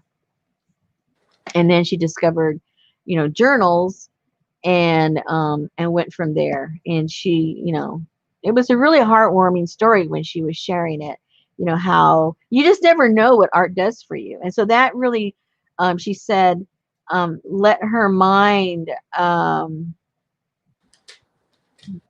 yeah, she would speak on the video. When I asked her to do the video, she was on camera with that one, where she was asking all those questions. She was telling this story, and then when she became, I guess, like when they went back to Canada in her early 20s, she felt that belief system was not for her, and so she left the church. She said she still maintained her love for God, and she still considered herself a very religious person. She just chose a different avenue from what she'd been raised, and she shared that with her children. So that's what I remember most about her love of art, was that she literally just started a love affair with art by collecting trash blowing past their compound. But that's sad. That's sad to hear. And it was her husband that wasn't doing well. That's why she was after him to retire. And I hear over and over and over so many people um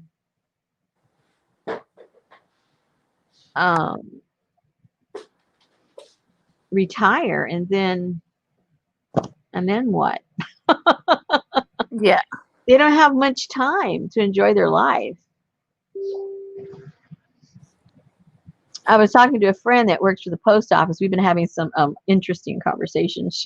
She's very upset, but anyway. But she said that statistically, postal workers, they live 2.5 years after they retire, and then they're dead. So did you see her in her videos? Yeah. Okay, well I just sent you a picture of her. Oh. Hold on. No, that's not her. Okay. Okay, Patricia, that's not her. That's not her. No. Maybe it's a relative. Well, this woman had 41 grandchildren. No. This is not her. Okay. No. Right. Okay, we can still be on the hunt. Yeah, there you go. Well, I'm glad to hear that anyway. Yeah, I'm relieved too. That means we're still on the hunt, you guys. We got to find this woman. Where the heck is Darla?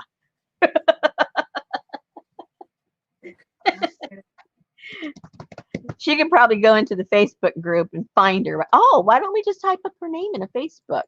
See if her Facebook page pops up. Hello. Duh. Let's see, let's do Joanna. I'm trying to think of how she spelled it. It was an odd spelling. Joh, I think. Annabeth. Okay. Morden, Manitoba. There's her picture. Okay. She's online right now because the little green button is on. I am going to message this woman. We had you dead. Send her the link and tell her to get in here. Oh my goodness. Barb's Chicken Pot Pie Society said that's not far from her. Okay. Well, go check on her, Barb.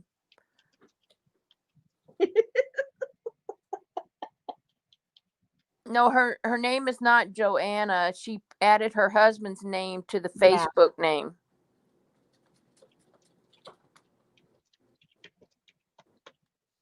Now, why don't we do that from the beginning? Because you were acting like you didn't have any information. We didn't know that you were her buddy and that you messaged with her and that you were.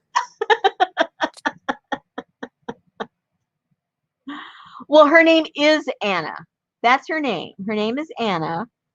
But on YouTube, on YouTube and on Facebook, she added her husband's name with her. But her name is Annabeth. So I hope she sees it. She's online right now. Well, at least someone on her account is online. Let's put it that way. And let's see if she sees this and she answers me anytime soon.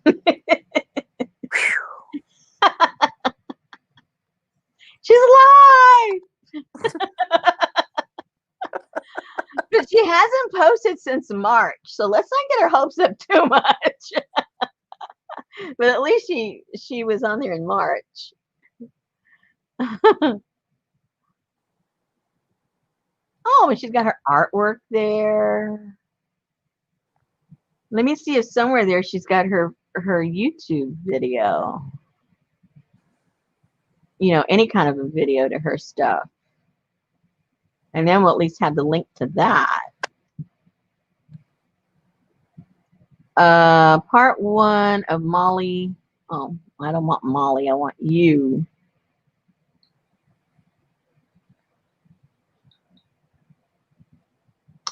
Okay, well, we'll just wait. That'll be our little mystery when we get together next time. Did she show up? Is she alive?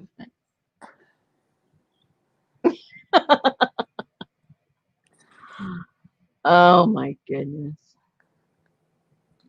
So her name is Anna Beth. Annabeth Martins. Martens. Okay.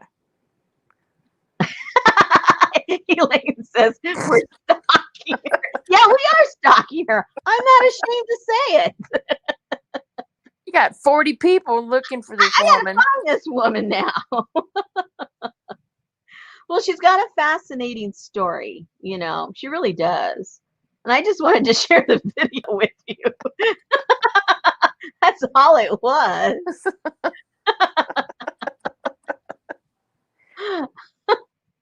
See how you can get down a rabbit hole? I mean, I wasn't even trying. No, there she is on some, see, she's just like one of us. She's over there back in March complaining they can't find toilet paper. All the way back in March, she couldn't find toilet paper. That's when the toilet paper shortage started. I guess. Yeah, it was. I'm still rationing the mega package I got from Costco from my niece. Listen, this is she has this posted. She goes, some humor for those that are stressed. Our son-in-law said a man came into his shop and he did not want to shake his hands anymore. So my son-in-law asked if it was because of the virus. And he said, no, it's because we're all running low on toilet paper.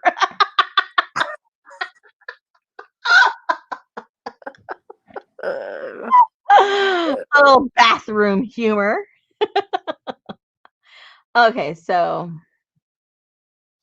anyway, okay, so she hasn't answered me yet. So she's like, man, I was lurking over there, Rosemary, and you were I heard what you were saying about me. You're stalking me. I heard it. I heard. So anyway, so she doesn't have any videos attached to her page here, so that's not gonna help me. I mean, she has videos, but they're not hers. So that's that. Oh, and she just went offline. So she didn't see my message. Or she saw it and she got off real fast. She saw it. She says, I am out of here.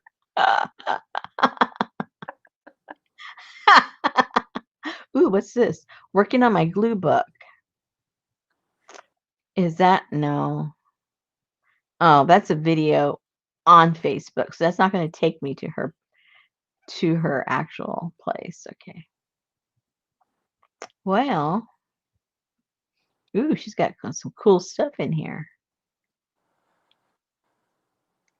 Oh well. Okay. Next. Who can we Oh, stalk now? man, you should see her garden. It's so. Oh, wait a minute. I see a YouTube. Hold on. Hold everything. Or maybe she's just saying she wants one like this one. Oh, it says unavailable. Okay, so that means she took all her videos down. Because there's a link on her page to her video. And it says video unavailable. So she must have taken them down when all that brouhaha happened. Oh yeah, when they were saying. Yeah, a lot of people did that. And they didn't just like, you know, They freaked out and they got on YouTube and they made a video crying. And then yeah. they said, I'm just taking everything down. Yeah, I mean, you could have just, left everything up and just had it on private and wait and see, what's going on.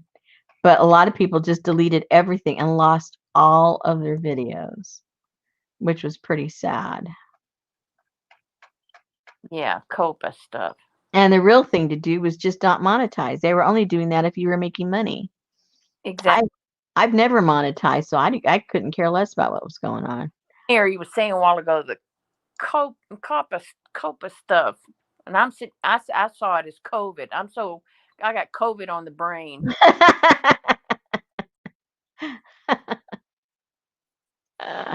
Okay, so what are we doing, guys? Enough of this. What were we doing? Columbo stalking. We've been stalking people. Okay, so to wrap up the past half hour, we thought somebody was dead. We thought they had 2,900 grandchildren. And we had them with children, 45. Had them with the wrong husband, but we were close, but no banana. There's a lot of things connecting to that. Might be her sister-in-law. I don't know. Kind of the same time frame. She might have been born there when they were, while they were there.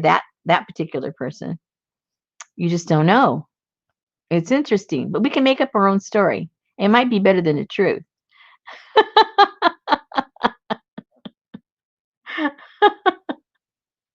We're silly. Okay, so what are you guys gonna do? Okay, we've scared off some people. There's only 42 of us. And she had a John. She had a John. And they were worried because the toilet paper was scarce. And you can't do that. You can't have a John and be scarce some toilet paper. Because you can't shake nobody's hand. Right, because you can't shake nobody's hand. Yep. I feel a banjo playing in the background when we say that too. Near.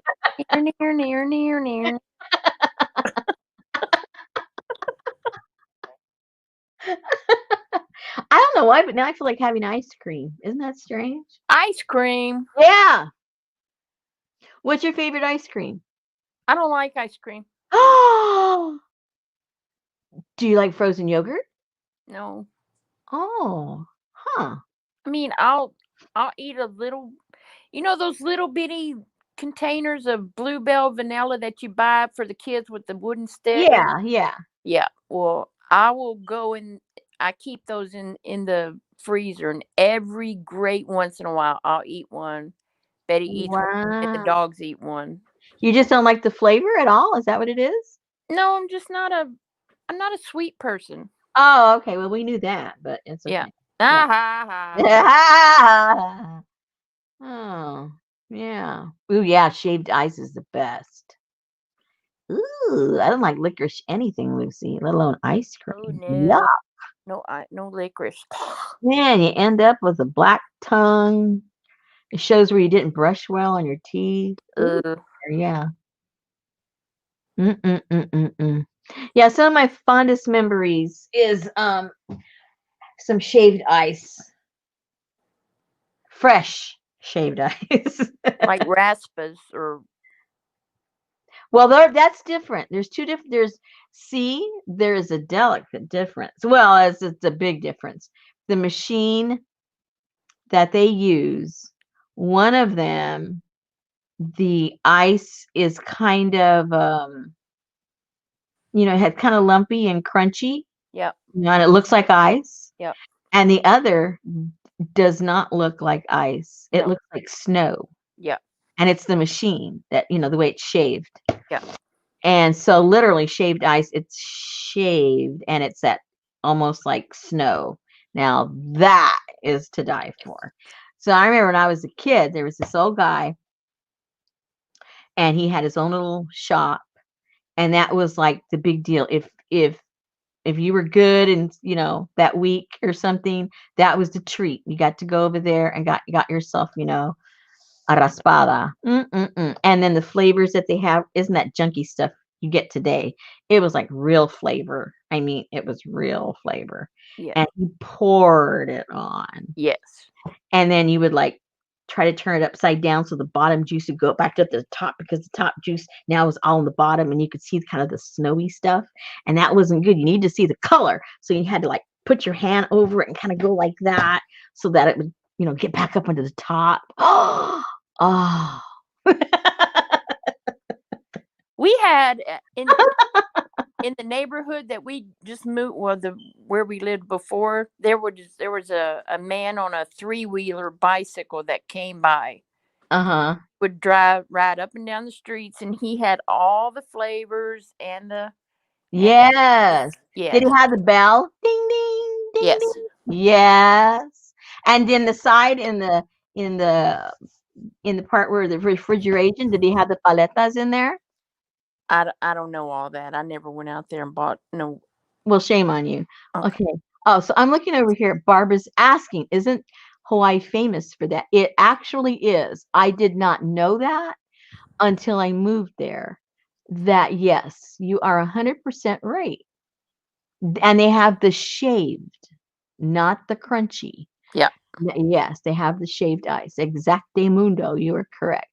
And Lucy, you're correct too. They're also known for the pineapple, sugarcane, and macadamia nuts. But a lesser known thing is the shaved ice. When you go there, they're at every corner. You cannot leave Hawaii without getting yummy, yummy shaved ice. And then they have all these different ways of putting it together. The best is when you get the cone, they put a scoop of vanilla ice cream first. Then they put a little bit of whatever flavor on top of that. Then they put the shaved ice, and then they put and then they put a little bit of cream, half and half. Hello, it's heaven. If you have to ask Patricia, you can't have one. If you have to ask how many calories, you cannot have one. No, no, no, no, no, no, no. Uh-oh. There Mary goes again, giving us a bunch of info, but not a single link. She puts capital letters. She She said writes go all this stuff. And into does she put a Shannon link to Green's anything? No. Facebook group. Go to Shannon Green's Oh, Facebook God. group and put She's in. in my group too. But she didn't post no pictures in your group. Well, yes, she did. That's how I first found out about this. I just can't find them. They're there, but who knows under what name at that particular time. She's had like 3 different aliases.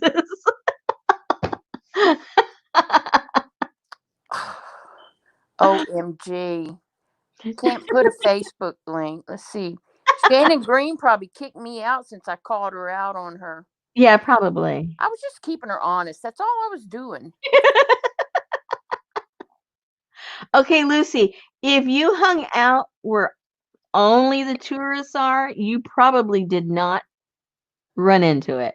But if you went more like where the locals go and, meandered around, you would find them for sure. It's like it's a local thing. And when you go to Oahu, there's this one place on the North Shore that if you don't go to the North Shore for anything else, everybody will tell you you have to go over there just for the shaved ice, because and it's a haul to get over there if you're on the Waikiki side. But they have he had the best. He was the one that started with the ice cream thing, and oh yeah. Oh, I'm now salivating. Stop it, Rosemary. Stop it.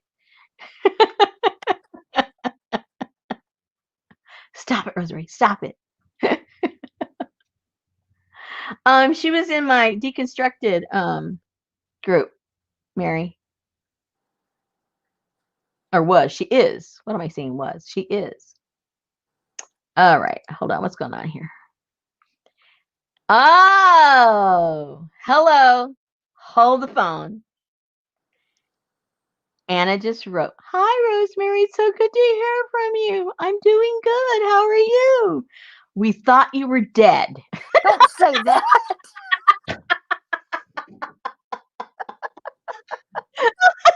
Okay. How do I give her a link? Talk You, about links. Now, how do I, because I'm not on YouTube. I got to get my YouTube hang link. on, I'll send it to you in a message. Okay. All right. Okay. Anna. I don't know where to begin. I was thinking of you. Send her that obituary and go, this ain't you. I was thinking of you And Patricia Strover was thinking of you. and your Purse purse journal. journal. You are. And your purse journal. And we could not find your YouTube channel. Oops. Did you feed your husband? Yes, I did, ma'am. Oh, okay. He's not starving, Patricia. No, he's not starving. He had fish and some kind of green, leafy, gassy vegetable. There you go. Barbara said, "Dear Anna, we have been stalking you."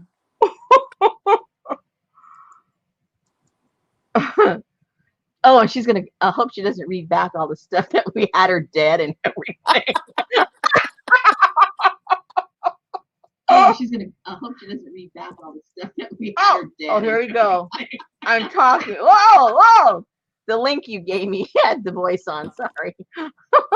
No, you just click on the little box with the arrow up next to it and say forward or whatever. Yeah.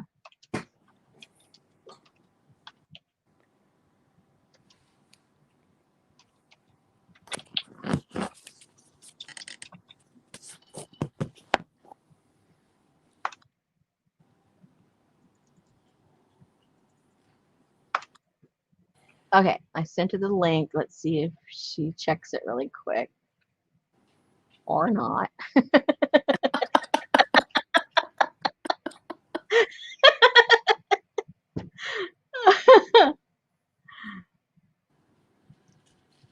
See, we're not even those 7 degrees of separation. We're just like 2. I think it's only 6. Oh, oh, sorry. I deleted all of my videos and changed the name. I have not been crafting for a long time now. I hate hearing that.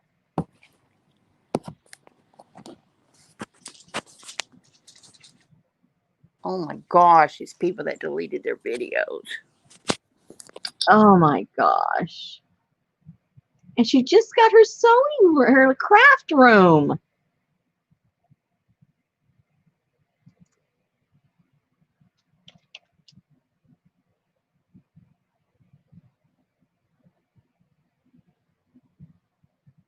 Let me see. Maybe if I say Patricia's name, she'll come. I'll use Patricia.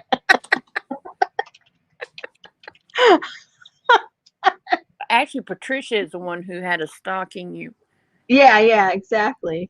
We'll blame it all on her.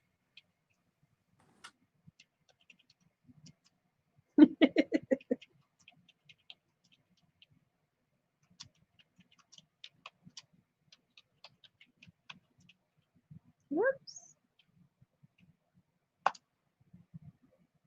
I'll put down here, we have our own toilet paper. So she won't think we're after something.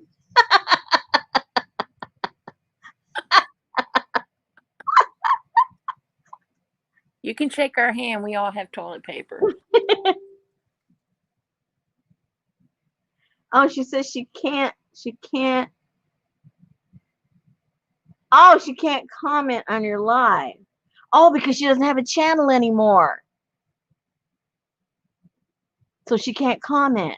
So she's sitting over there listening to us gab about her right now. And she can't. Okay. Wait. This is going to happen, people, one way or another. Hold on.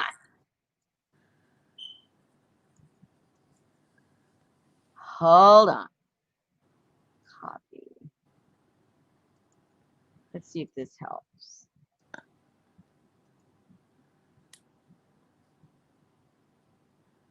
Wait a minute. Hold on, Anna. I know you're there lurking. Come to the light, Anna. Don't go nowhere. Hey, Sophie love. Hey, my love.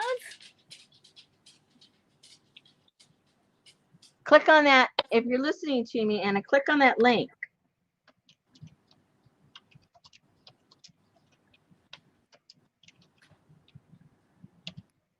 What are you eating? Who, me? No, Sophie. Oh. There's Kathleen right there. She says, I've been out taking photos of smoke. I was number 2, thumbs up. Tell her Barbara from Winnipeg says hi. You guys can see smoke from where you guys are? Oh, that's Kathleen. Oh, never mind. I'm getting two people confused here. Never mind. Hey, guys. I just raised someone from the dead, so just give me a break here. Whoa.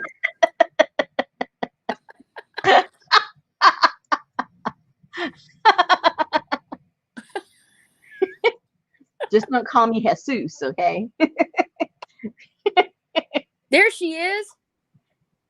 Where? Cared for. What? She's in chat. Oh! Oh!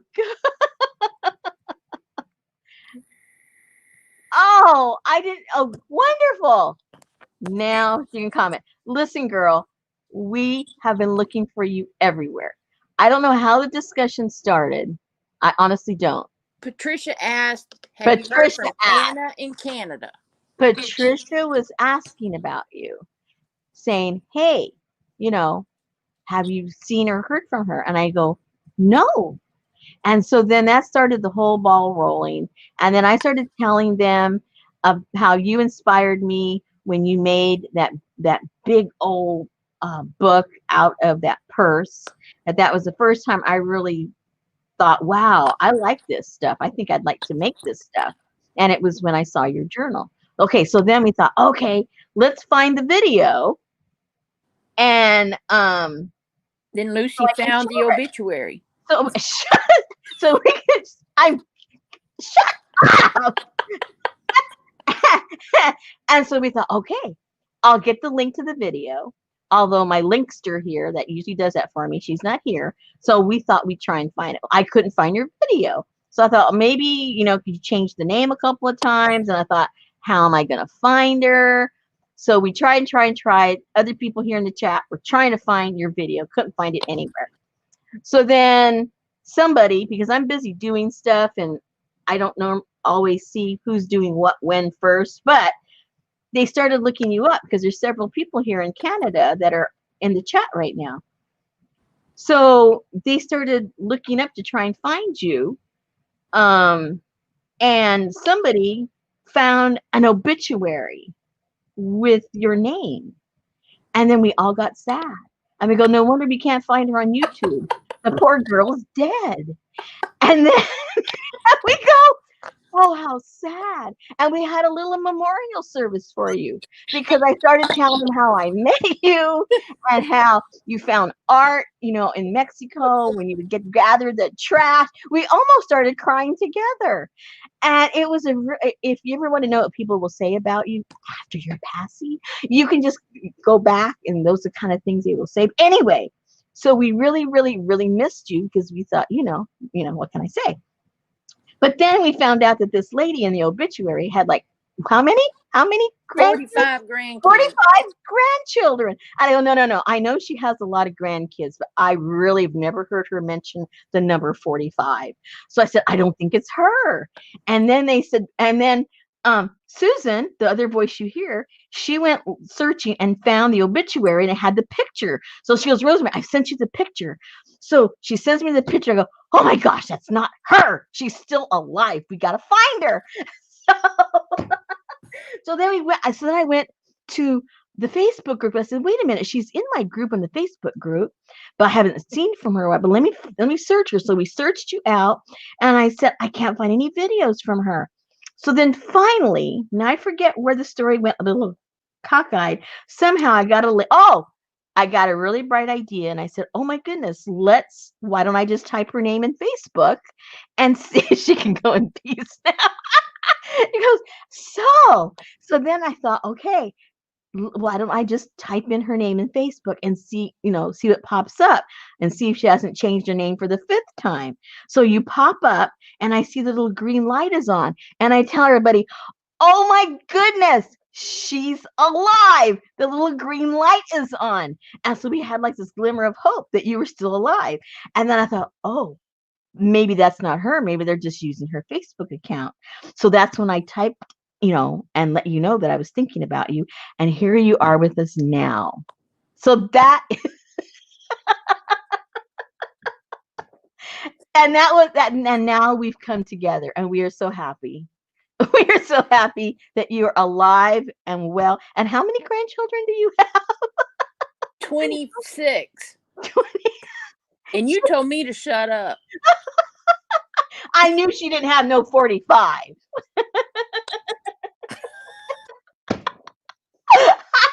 Okay, Annabeth, we need you to go back and re-video your pearl journal. Oh, yes. You need to start a channel. You need to forget COPA. Just don't monetize and you're fine. So you need to do a flip of that journal that you did with the bag, the purse, that bag that you had. It's gorgeous. If that's the only thing you do that. Or if you want to do it on YouTube, go and do it on Facebook. Do the video on Facebook on your page, and then we can go over there and see it. There you go. That's another way of doing it. She told me to shut up. What's the difference? You don't do it anyway. Nobody tells Popo to shut up. I will block you from this channel right now. Why take offense if you're not going to take it literally? You know what I'm saying? She says, I will, just for you. I am tutored. Oh. And so I told him your little background. I wish I had that video. That video's gone forever, which was it was a gem. Now that's gone. You might have to do that one over again too, because that was very special. She said, don't worry, I can handle it, and quit telling Popo to shut up.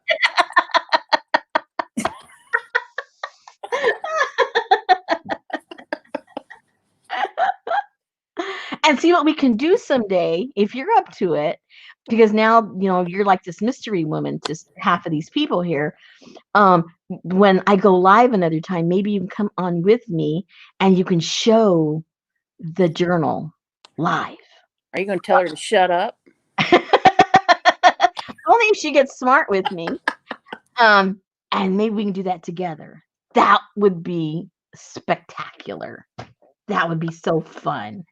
You sound like Bugs Bunny. That would be spectacular. I did spit a little bit. Barcelona. It was the Barcelona.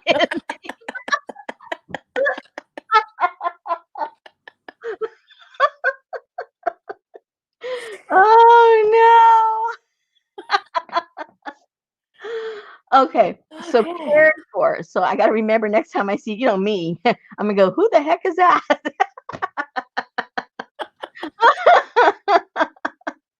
It's that dead Anna. Oh, okay, sorry.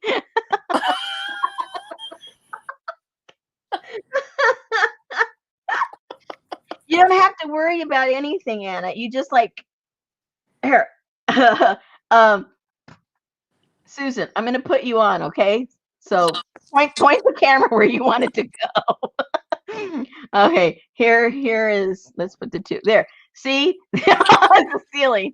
There's Susan, and then there's the two of us. So we'll be there side by side, and we might even bring Susan because she's like, she'll keep us straight on the straight and narrow. So, and then you just, you have your camera set up on your desk the way you normally did that. And then, and then you can show your stuff. Yeah. You don't have to show all your stuff, but Well, your artsy stuff. that's right. You were dead and she brought you back. So, over on Facebook, there in the message, let me know what time frames and what days would be good for you, and we'll do it real soon. We let's not let a whole week go by without doing it, because when we do that, then it goes longer and longer and longer. Let's do it within a week's time. Thanks for your help, Mary. Please. Oh, she's gonna put her channel. Fantastico. What is her channel?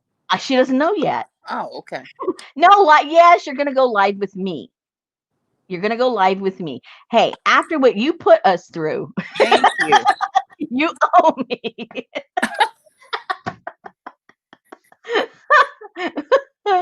You had us like, yeah.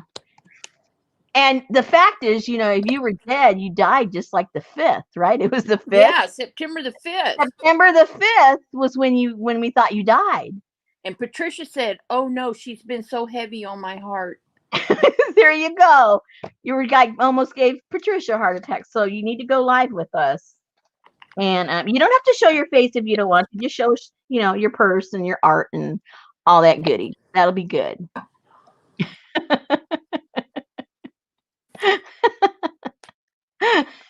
Bad girls. They're not bad. Oh, dear. Wow, what a mystery. Yeah, I miss Anna too. Because Anna is very soft-spoken. She's one of those, she's like a Mr. Rogers kind of person. Mrs. Rogers. Oh, no, more like a Mr. Rogers. I don't know Mrs. Rogers. But yeah, she's like that. She's very calming. She's very positive. She's a good teacher. She's a good artist. Yeah. You are needed. And you can show all those Canadians a thing or two. Yeah, because their book binding is horrible. Yeah, their book binding leaves a lot to be desired. They really need to learn from you, that's for sure. Yeah, the mystery woman. Yeah. No, you can put it like not dead and not forgotten. We'll know it's you. Okay, that was more fun than doing art, trying to find Anna, that's for sure. Resurrected Anna. Resurrected.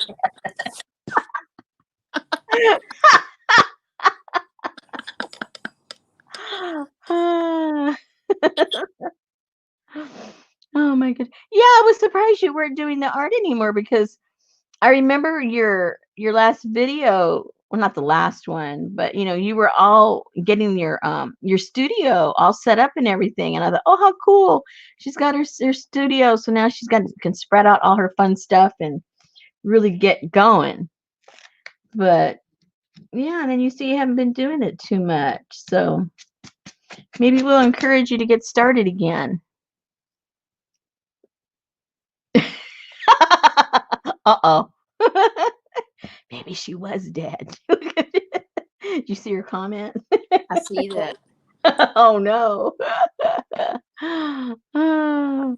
She's apologizing for the Canadian bookbinding again.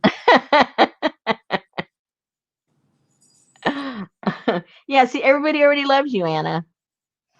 They were all concerned about you. They were rallying behind you, and we got all excited because when I sent you the message, I go, "Oh no, she hasn't answered it," And then when I got the ding, I go, "She answered me!" Everyone goes, "Yay!" Oh gosh. Okay, A true storyteller. I need to have some of my soda now that it's all hot and bothered. Maybe you could do a purse caboodle. Where would I find that many purses? At the thrift store. When do I get to the thrift store? I don't know. Everybody's got a purse. I know what I need to do. Let's see. One of these months, I'm gonna send Anna one of those caboodle kits, and with her imagination, she's gonna make something spectacular.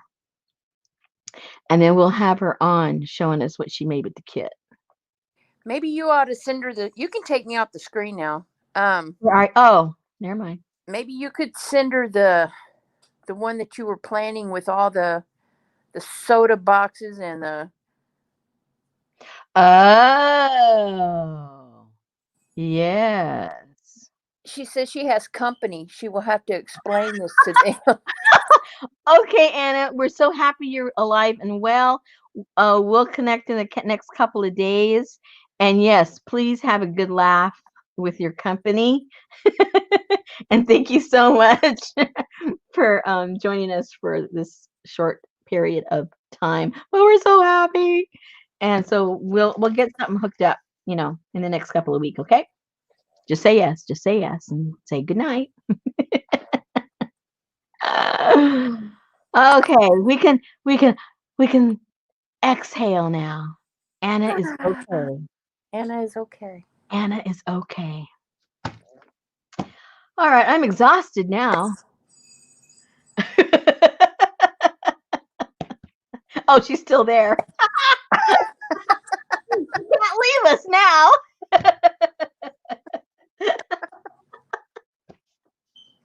She's gonna go in there and go, okay, that was the weirdest thing I have ever. There's this crazy lady on YouTube who had me dead, and now she wants me to come live on YouTube. Yeah, because we still need proof. That could be anybody typing. Yeah, there you go, Barbara. Now that's funny. That is funny. A bumper sticker reading Anna is okay. It's a good one. Anna's okay. Now. Anna's okay. Oh, okay. So what have I haven't, okay. Besides all the stuff I already just showed you, I really haven't done all that much. Well, because you came on like 4 times Saturday or Sunday. Yeah, but it was just, I just came in like for 45 minutes. I just did the reveal, what I would be doing anyway. And then that was the end of that. She says she will show her face so you can see she is really alive. Okay. That'll work. Carl, look how funny. Carla says, I leave for a while and come back to a strange story. That's why you shouldn't leave. See, that's the problem there. You left. That's right. Yeah. Now you got to go watch a replay to see what we said about you, Carla.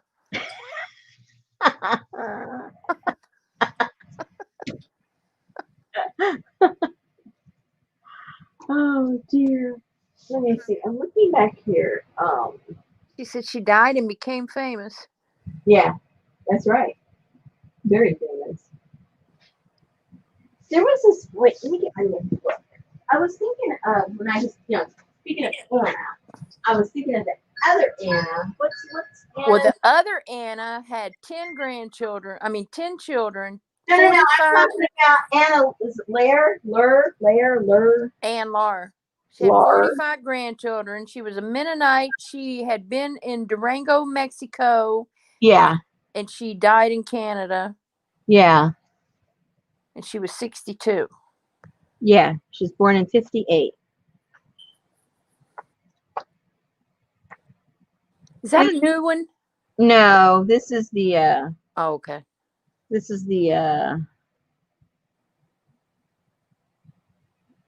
August, September, October. So at the end of this month, I think at the end of September, I think they mail out the November, December, January one. Well, so it is the newest one. It is the newest one, yeah. Okay. But I got this a couple of months ago. But that's okay. Then that's when I should get my subscription because I ordered it 2 months ago. Okay, yeah. So you'll get the They sent me a giant canvas bag. I got absolutely diddly squat. Oh, that's where she grew up in Lahaina. Oh, isn't that in Hawaii too? Lahaina. Okay. So I had looked at this when I very first got it, obviously, and I've looked at it several times since. But then when I was looking at or am I imagining stuff? Yeah, but you know what? You see something different every time you look through there. I know. She says, sorry, La Honda. Oh, okay. Autocorrect.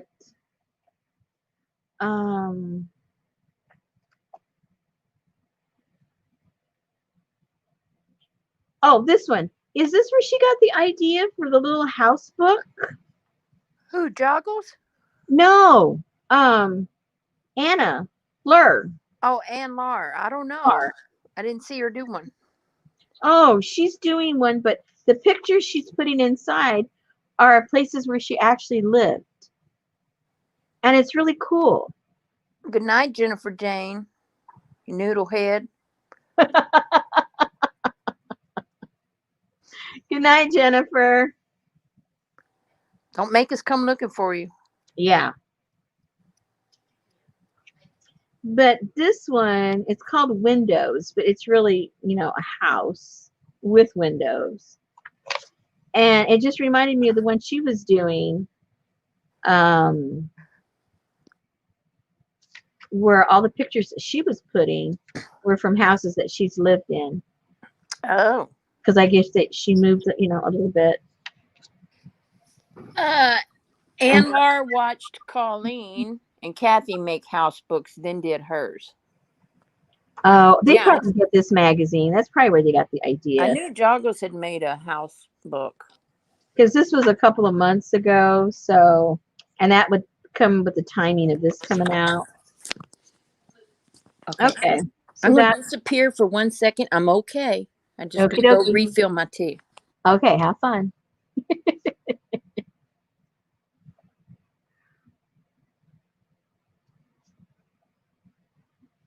Anyway, so that was cute, little house one.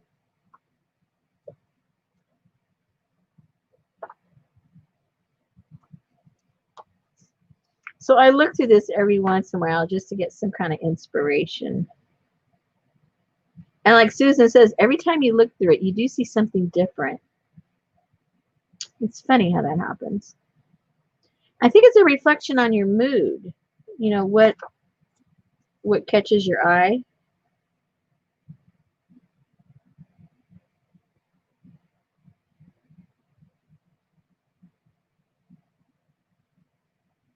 I love these kind of pages.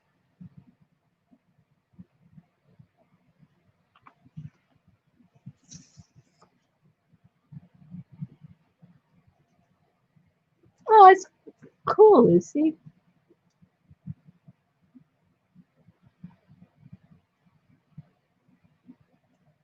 All right. Yeah, I'm looking at these pages again for the first time. I know. I love to get a stack of old ones off of eBay, and when they get here, I just Mm-hmm.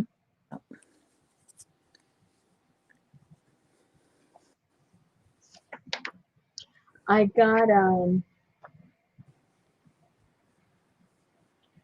well, if I get those, the thing that I've been waiting for that's somewhere in Memphis now, Oh, if Lord. I can get that this week, I can get the kit complete to send out next week. And we'll be on schedule at least. But if that thing delays anymore, I don't know what I'm gonna do. I might have to transpose um, November's with October's. Oh, Janice had you on -75, and I mean Kathleen had you on -75, and it was making you talk in slow motion. You thought I was Southern, huh? Hey, Wow. Let's just go down to Walmart. if I get my stuff that's in Memphis, Then maybe we won't have to swap.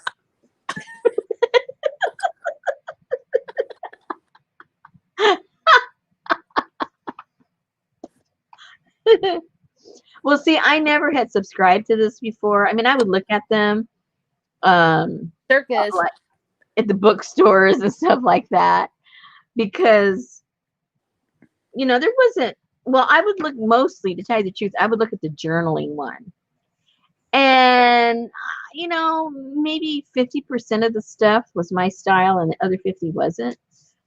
And for the longest time, I didn't even look at this one. I just kept looking at the journaling one. And then finally I said, well, let me look at the mixed media one. I started moving more toward mixed media.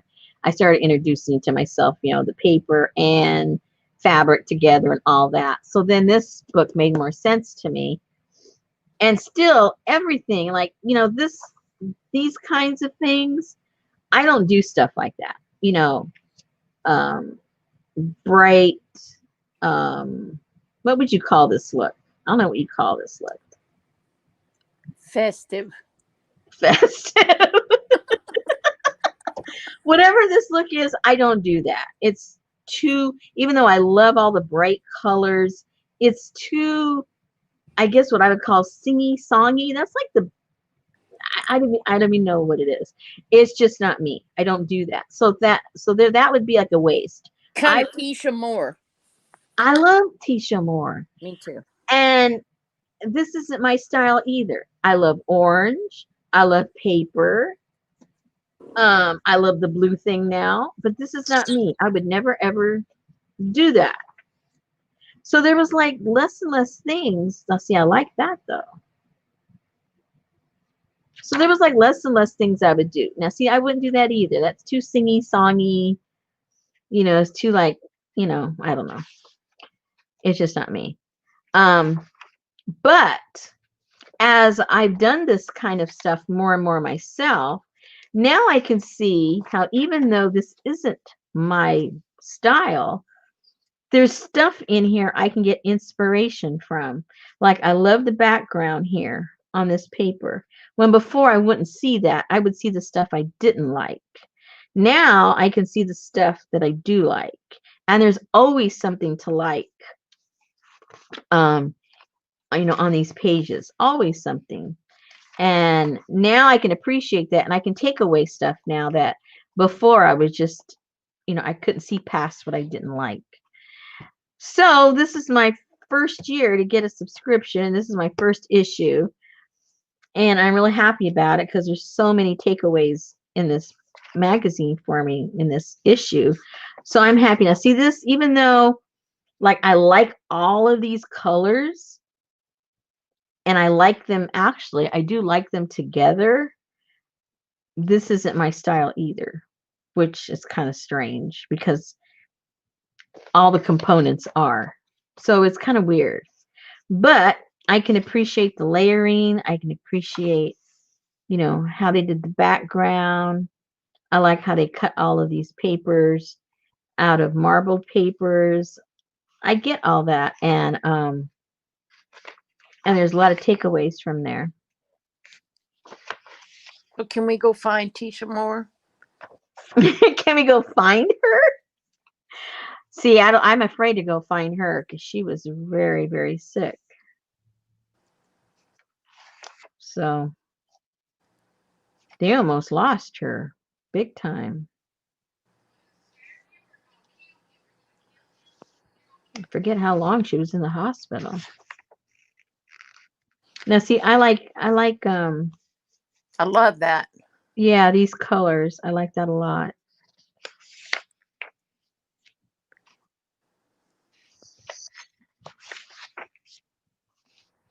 Yeah, all that I do like.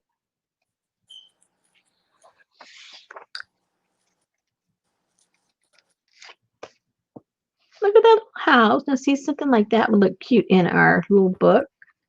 If you did something like that and put that on the bottom part of the dress of the tag, that would look really cute.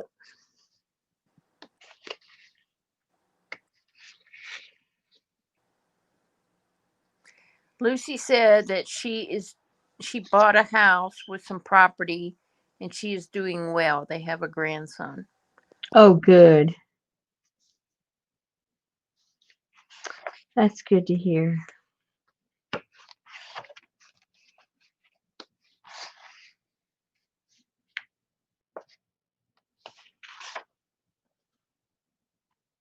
See, all these are cool. Again, it may not be how I would put it together, but I like how the drawing is done over the, page from the book, the dictionary. I like all that. I like writing over all the stuff. I like that look. So I've learned how to look at things, I guess, a little more objectively as opposed to critically. And I get a lot more pleasure out of it.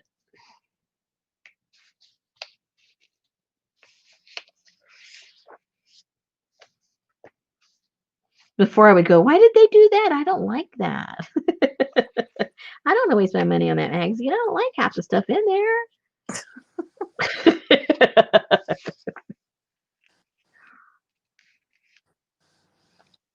Now, see, all of this is a religious context, which I don't really do anything like that, or even holiday and stuff, but I like the idea. I like the little box and its little home for one of these little meandering books. That's a really cute idea. Have on your desk or give as a gift. I like that.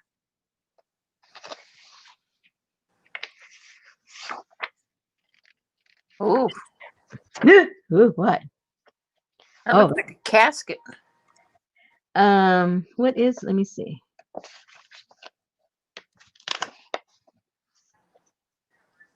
House from the House Heart. of Hearts. House of Heart. There's a little heart there. So, and yeah, these are more like the Mexican folk art, Corazon. Yeah, it does look like a casket. Yeah. Oh dear, this is going full circle, isn't it?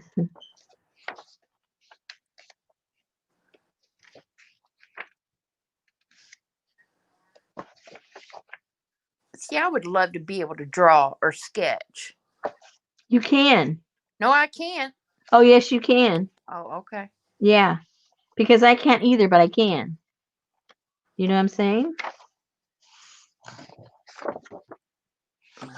Now, if you want to like draw real life, well, yeah, you need to learn how to do that. But caricatures, anyone can do a caricature because they're not following any rules.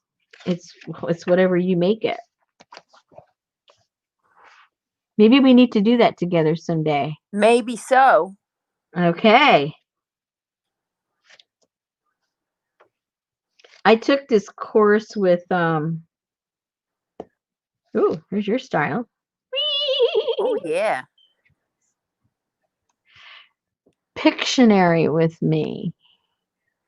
She said you would not want to play Pictionary with her because she can't draw.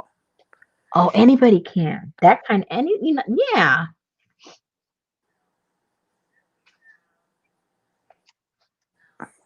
We should all get together on a Zoom and do some Pictionary with each other.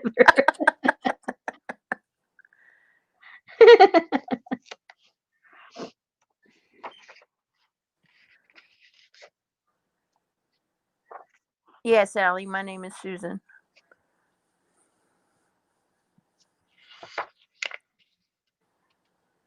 More houses.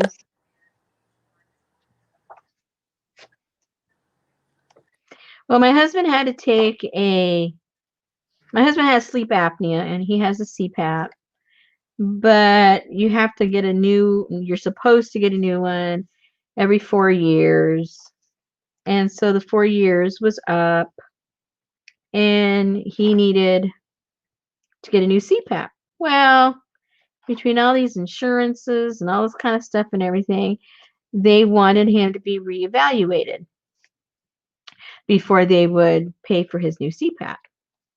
Okay, well, for new evaluation, they were saying he had to go in and have a sleep study test. You can Well, do it at home.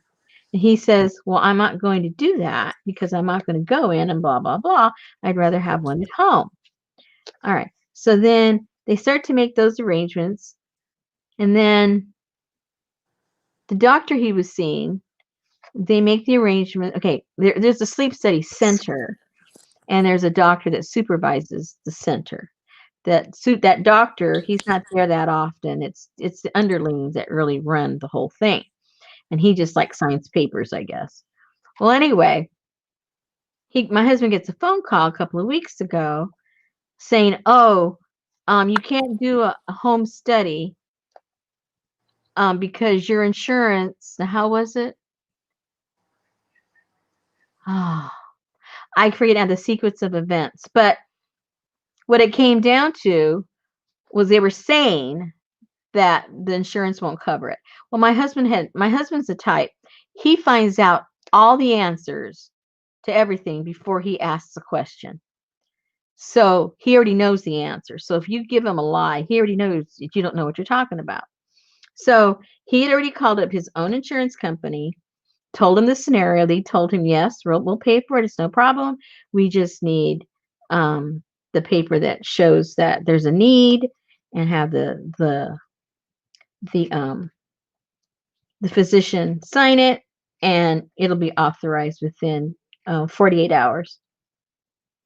Okay. So now they try to give my husband, this is pretty. They try to give my husband a song and dance that they won't pay for it. My husband says, yes, they will. And no, they won't. Yes, they will. It's real stupid back and forth. So they end the conversation. My husband calls up again and he says, okay, I don't know who they spoke to, but they're saying you're saying blah, blah, blah. And they said, well, we have no record of them even calling us. So how could there be a miscommunication? They have not called us. Okay, so then my husband's he's really mad.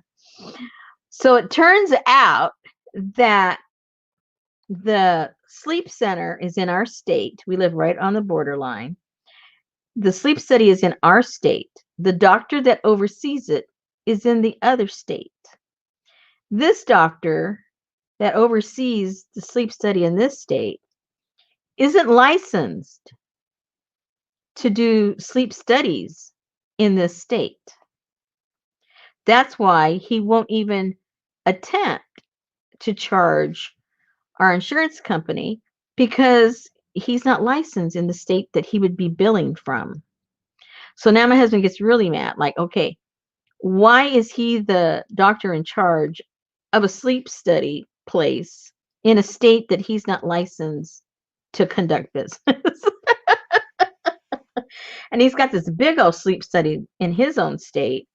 Anyway, so that got the ball rolling, the whole argument, back and forth, back and forth. And my husband calls up Mercy Hospital and says, why do you have a doctor on your staff, running your sleep study center who cannot bill in the state in which we live in if we're going to this anyway. So we had to bypass that guy. He found out from his insurance that if he goes to his primary physician and she says that it's a medical necessity, that they'll okay the test. So now we had to wait X amount of time to get into his primary physician. And Richard wanted to do it over the phone because all they're going to do is ask him like 4 or 5 questions. She insisted no, that he had to come in, which got my husband all mad. He was already mad. Oh my goodness, this whole medical stuff is crazy. So anyway, he finally got that all straight. Finally gets the stuff in the mail. Finally gets it all hooked up. And when you do it at home, they make you do it for 3 nights. When you go inside, um, in the facility, it's just, overnight. But for some reason, when you do it at home, it's a 3-night thing. So this poor guy has had 3 nights where he has not gotten any sleep at all. He was like a zombie today. So he says, I think I might be going to bed early and just slapping that thing on my face and going to sleep. So I can sleep, and it's scary. I don't know if any of you have a partner that has sleep apnea that isn't on a CPAP, that should be on a CPAP. It is scary. I mean, before he used to have that, I would lay awake at night because he literally would stop breathing and I'd have to hit him for him to cough and start breathing again. So I really didn't have a restful sleep at all. I probably needed a machine because I really didn't sleep. It was like, having a newborn baby laying next to you. You don't want to roll over and kill it, so you stay awake. And that's how I was with him for the longest time. It was really bad. And so anyway, so now, it's not an issue. But these past 3 nights, it reminded me of how bad you get away from something, you forget how bad it was. And these past 3 nights, it was scary. I would just lay there, like, okay, is he breathing or not? Should I whack him or am I going to wake him up and he is sleeping? So I would get like really close. And then I'd hear that little gasp, like, and I go, okay, he's not breathing. Whack.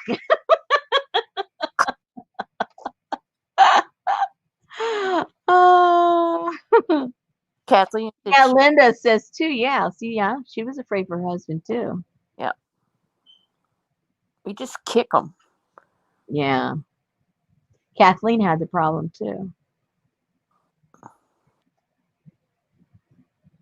Yeah. Yeah.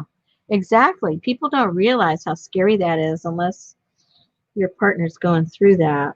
I put one of those. It was on, I don't know what it was, but it's an app on the iPhone that you put on your iPhone, and then you set it, you push the button whenever you're going to go to sleep, and then the next morning you push it when you wake up. It tells you what time you went to bed, how long it took you to fall asleep.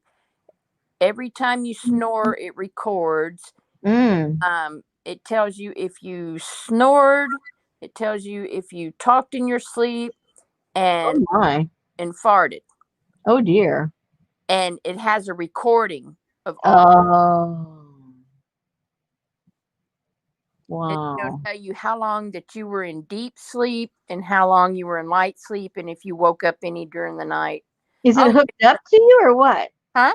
Is it hooked up to you? No, you just set it, on your nightstand. How do they know how deep your sleep is? I don't know. I don't know how they tell that, but it has like a graph and everything on there, and it shows you what time, pardon me, of the night that you were in your deep sleep and when you would be in your light sleep. And like I said, it recorded, and I pushed it one. I told Betty, I said, "That's not a snore. That was Charlie growling." So, so what do you do if there's somebody else in your bed with you? Who is it picking up on? Yeah. Oh man. Oh, Lucy said she thinks a Fitbit has that too.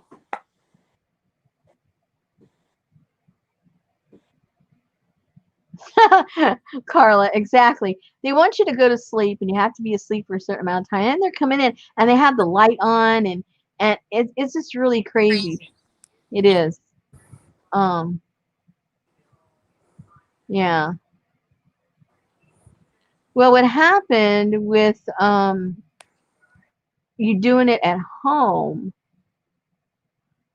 I don't think he slept any more than 3.5 hours, and he couldn't do it anymore because it really is it's exhausting trying to sleep. And so I don't know how they're going to judge all that because he didn't.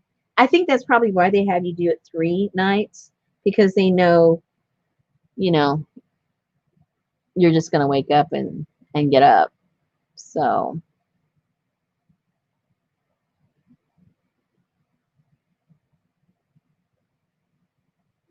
and see, my husband has, there's the physical sleep apnea that has what you guys are talking about, there in um, the palate back there that little, I forget what that thing's called. It falls down.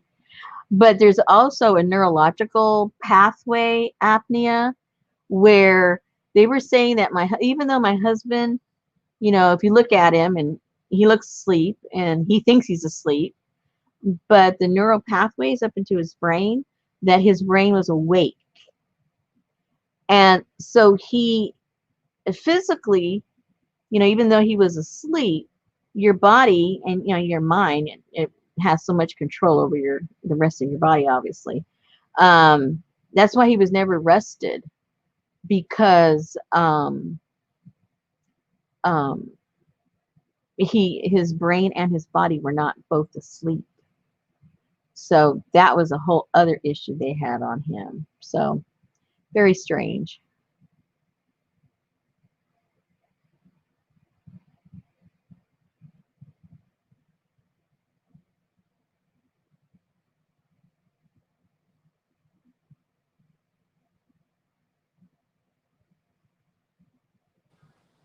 Well, I don't know about that. Yeah.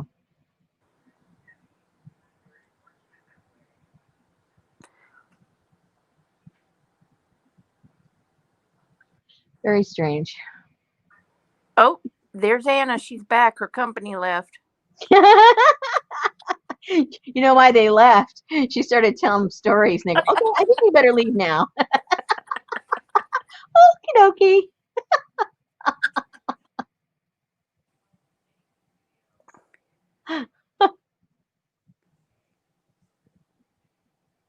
Okay, we've got a lot of different body parts going on here. I can see.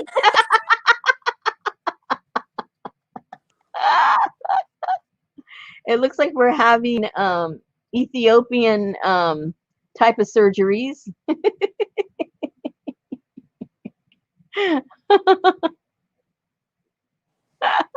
I'm not reading chat out loud.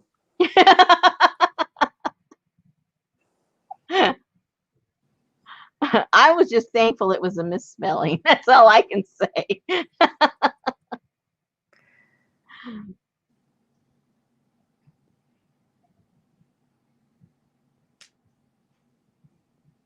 Oh, Carla, you should. How come you don't use your machine? Because she hasn't. She didn't go back for the test. But oh, okay. Just to scare you now. Um, when you're not getting your sleep and you're waking up and you're back and forth like that, it's a tremendous amount of stress on your heart. And that's usually what it damages when you're not getting, if you're not getting sleep due to that particular reason. It's extremely stressful on your heart.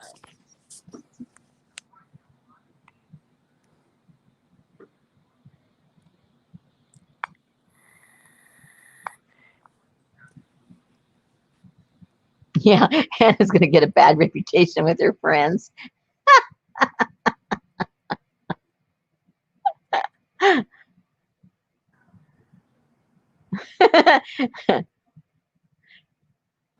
Elaine does not care how it's spelled. She's just glad it's gone. She can breathe. Yeah, but that's like your vomit thing. Say, what? That's your vomit thing. Is that your vomit trap? Yeah.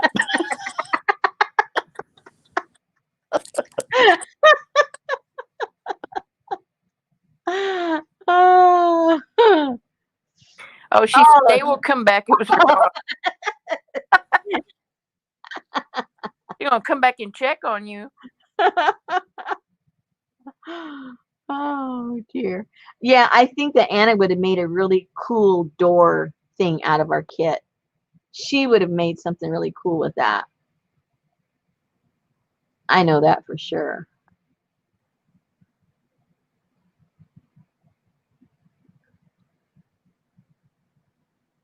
Oh, see? You tell him, Carla, about your sleep apnea. Sometimes doctors don't ask you all the right questions. I know, right? I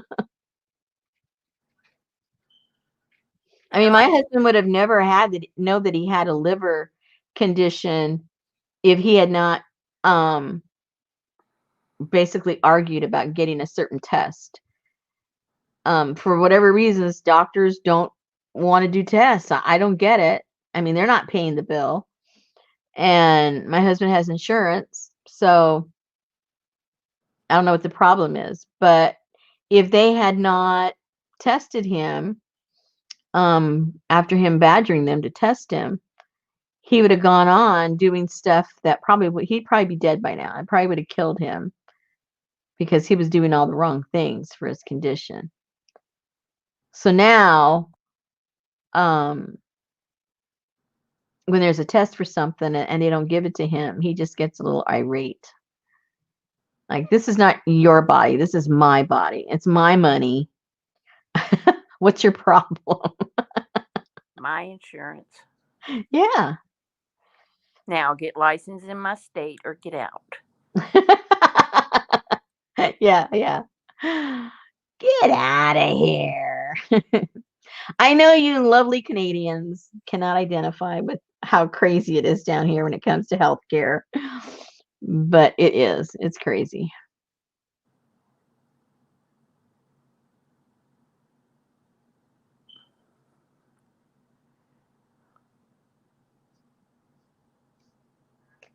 Yeah, Kathleen, if you are not rested, it could have something to do with the brain waves. That's my husband's issue. And usually what they do with that, there's a certain, I can't remember the name of the medication, but it's also used for anti-anxiety because you have to it's like the brain has to completely relax. Sort of like a sleeping pill for the brain, but it's an anti-anxiety. It's used for anti-anxiety a lot of times, but it's also used for this pathway to just relax so that you can get to sleep. Xanax. No, it's not that.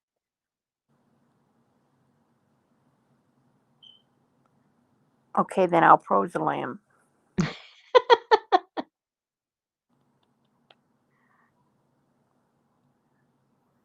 I know they say Valium relaxes your body and Xanax relaxes your brain. Okay, then it's probably in the same family of Xanax. Yeah. No, it wasn't Xanax, but it's probably in that family. Yeah. Yeah. And I'm trying to remember what it's called. I'm not the drug, but what they said that condition is called when the brain isn't going to sleep. There was a name for it. And we haven't dealt with that in such a long time. I forgot the name already. That sounds like a old country song. Wonder what condition my condition.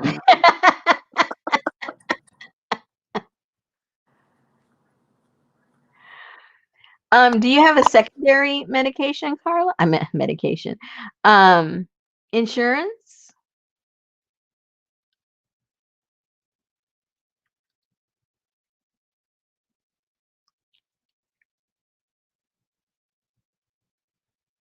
Yes, hemp oil helps. Oh, does it? Yep, that's what Mm. Anna says. She uses hemp oil now, and it helps very much. Non-REM sleep. The brain cannot rest. Okay, there you go. That sounds about right.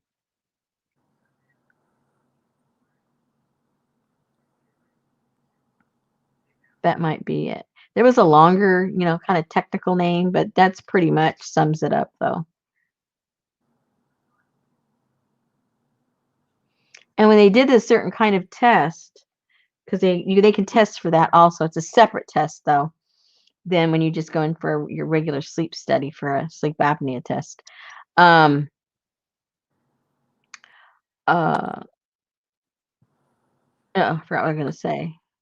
Oh, and what they do is they measure how many minutes per hour your brain is registering asleep.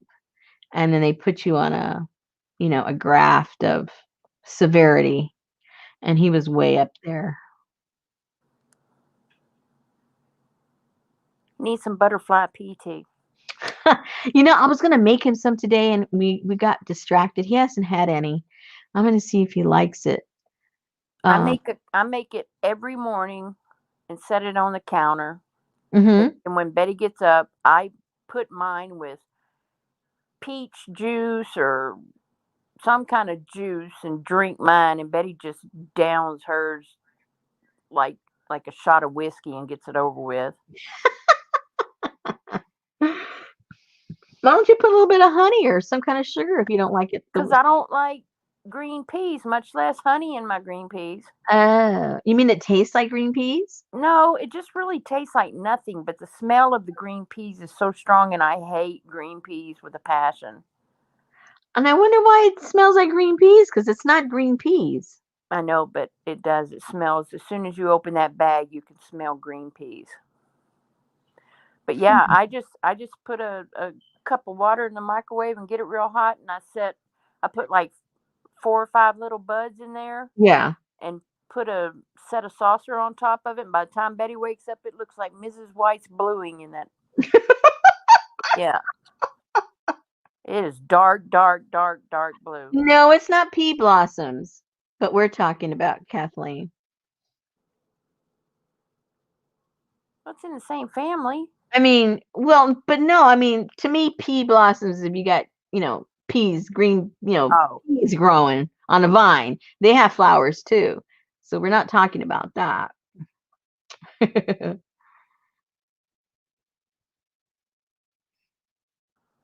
she said she tried the CBD and then hemp oil, and the hemp oil helps more. Huh?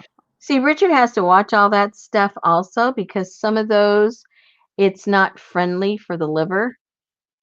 I mean, if you don't have liver problems, it probably won't hurt it. But the way that it's filtered to the liver, if you've already got issues, it can cause some problems. So you got to be really careful about that.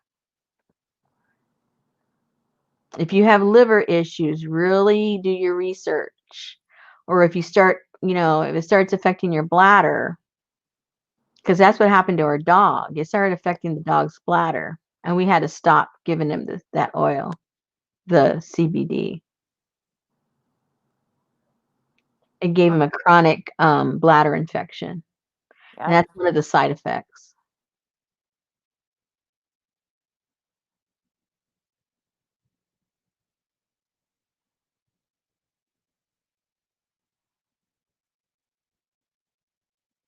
Uh, See, Carla, it's also complicated.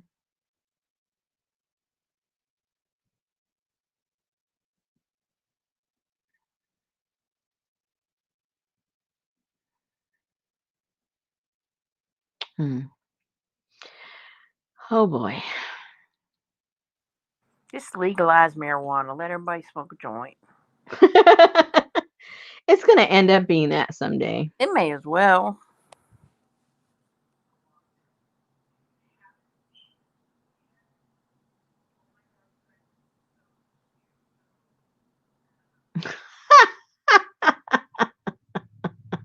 dieting or dying?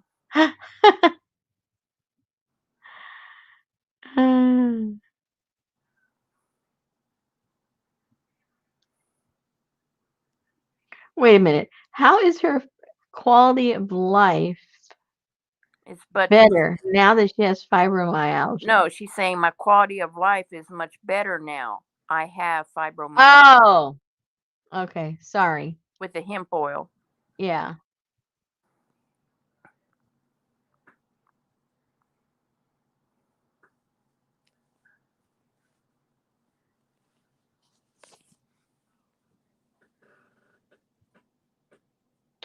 Very cool. Well, ladies, I don't know what else we're going to talk about. I think we've cured all the ails in the world. We've performed a resurrection. We've solved the medical wonders of the entire continent. And we all agree the spell check really sucks.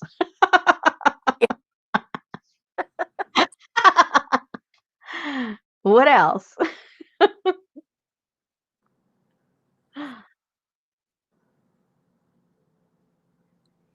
And you did 2 books and you're starting on a black and white. Yes.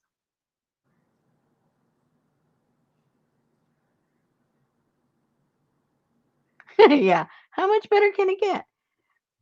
How much better can it get? Where's my other? Yeah, Christian, you started it. Yeah, it's all Patricia's fault. Where's that Anna? Have you seen that Anna? I miss Anna.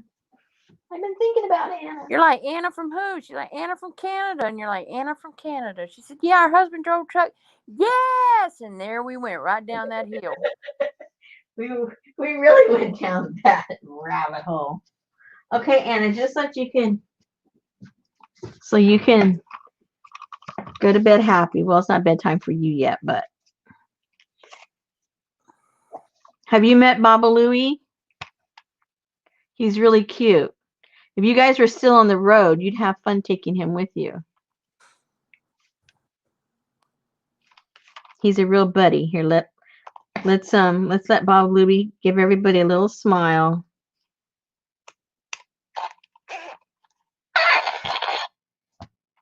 Come on, Baba Louie. Say hi, Anna. No, Anna. Anna. Say hi.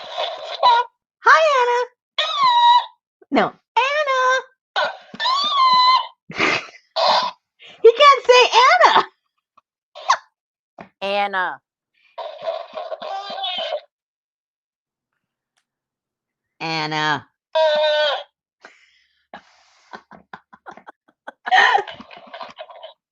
Okay, let's show Anna how you dance.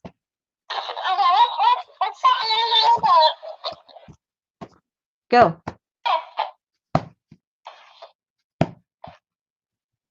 Dance. No. He needs new batteries.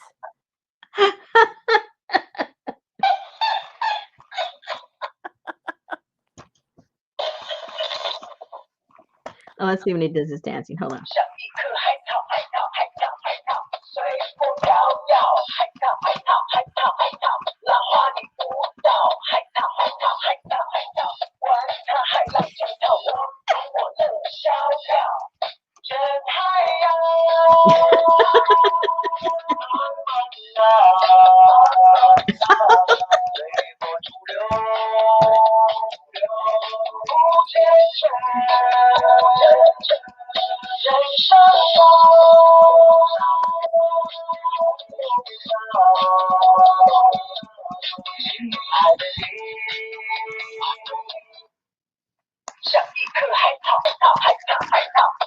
Hey, can you sing something else?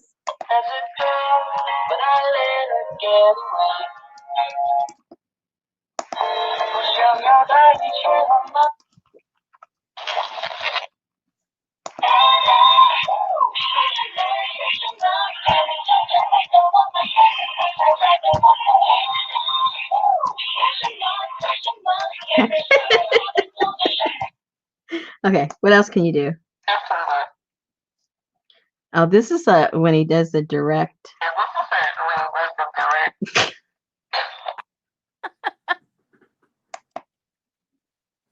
Anna. Anna.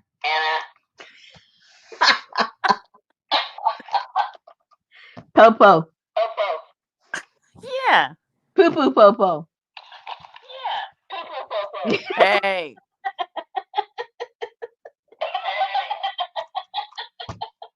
Yeah, he does look like Eeyore on speed.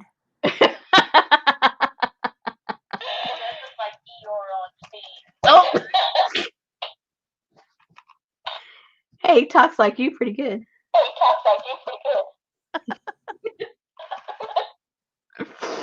Oh no. Anyway, so this is our buddy.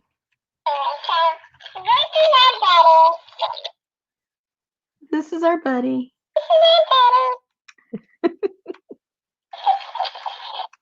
Say good night. Now I gotta unplug him. Hey, watch it, guy. Kind of like a Furby. Hey, when I'm here by myself late at night, I do kind of look over my shoulder and see if he isn't like, looking at me or Ooh. moving his hand or his foot or something. Okay, if he starts talking and you know he's turned off. I know.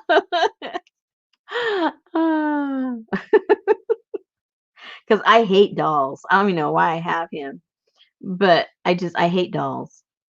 They all give me the creeps. They all think I always think I'm in the middle of the Twilight Zone show whenever I'm around any kind of a doll.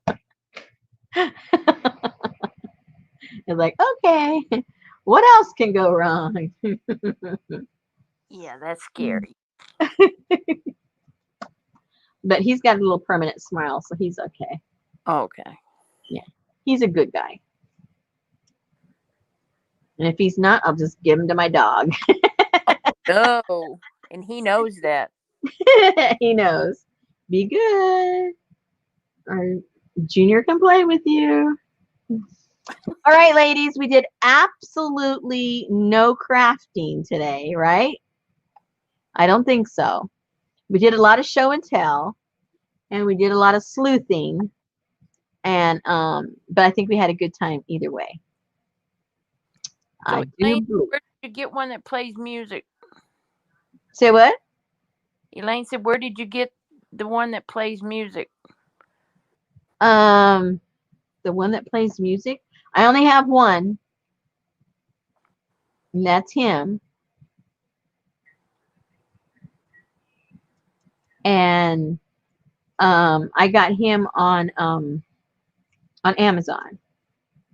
I don't have a link for him, but just type in, I guess, put in there talking donkey doll. I'm sure he'll pop up. There's not too many talking donkey dolls, but they have a lot of different ones, not just him. A lot of different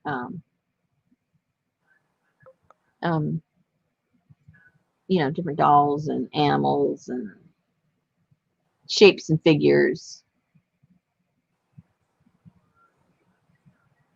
Oh, I bet those fires. How stressful is that? Yeah, it's bad. Okay, ladies, I'm going to let you go, and we can all have a nice restful sleep, whether we have sleep apnea or not, because we all found Anna alive and well. Woohoo! So for that, we can have a restful sleep, right? All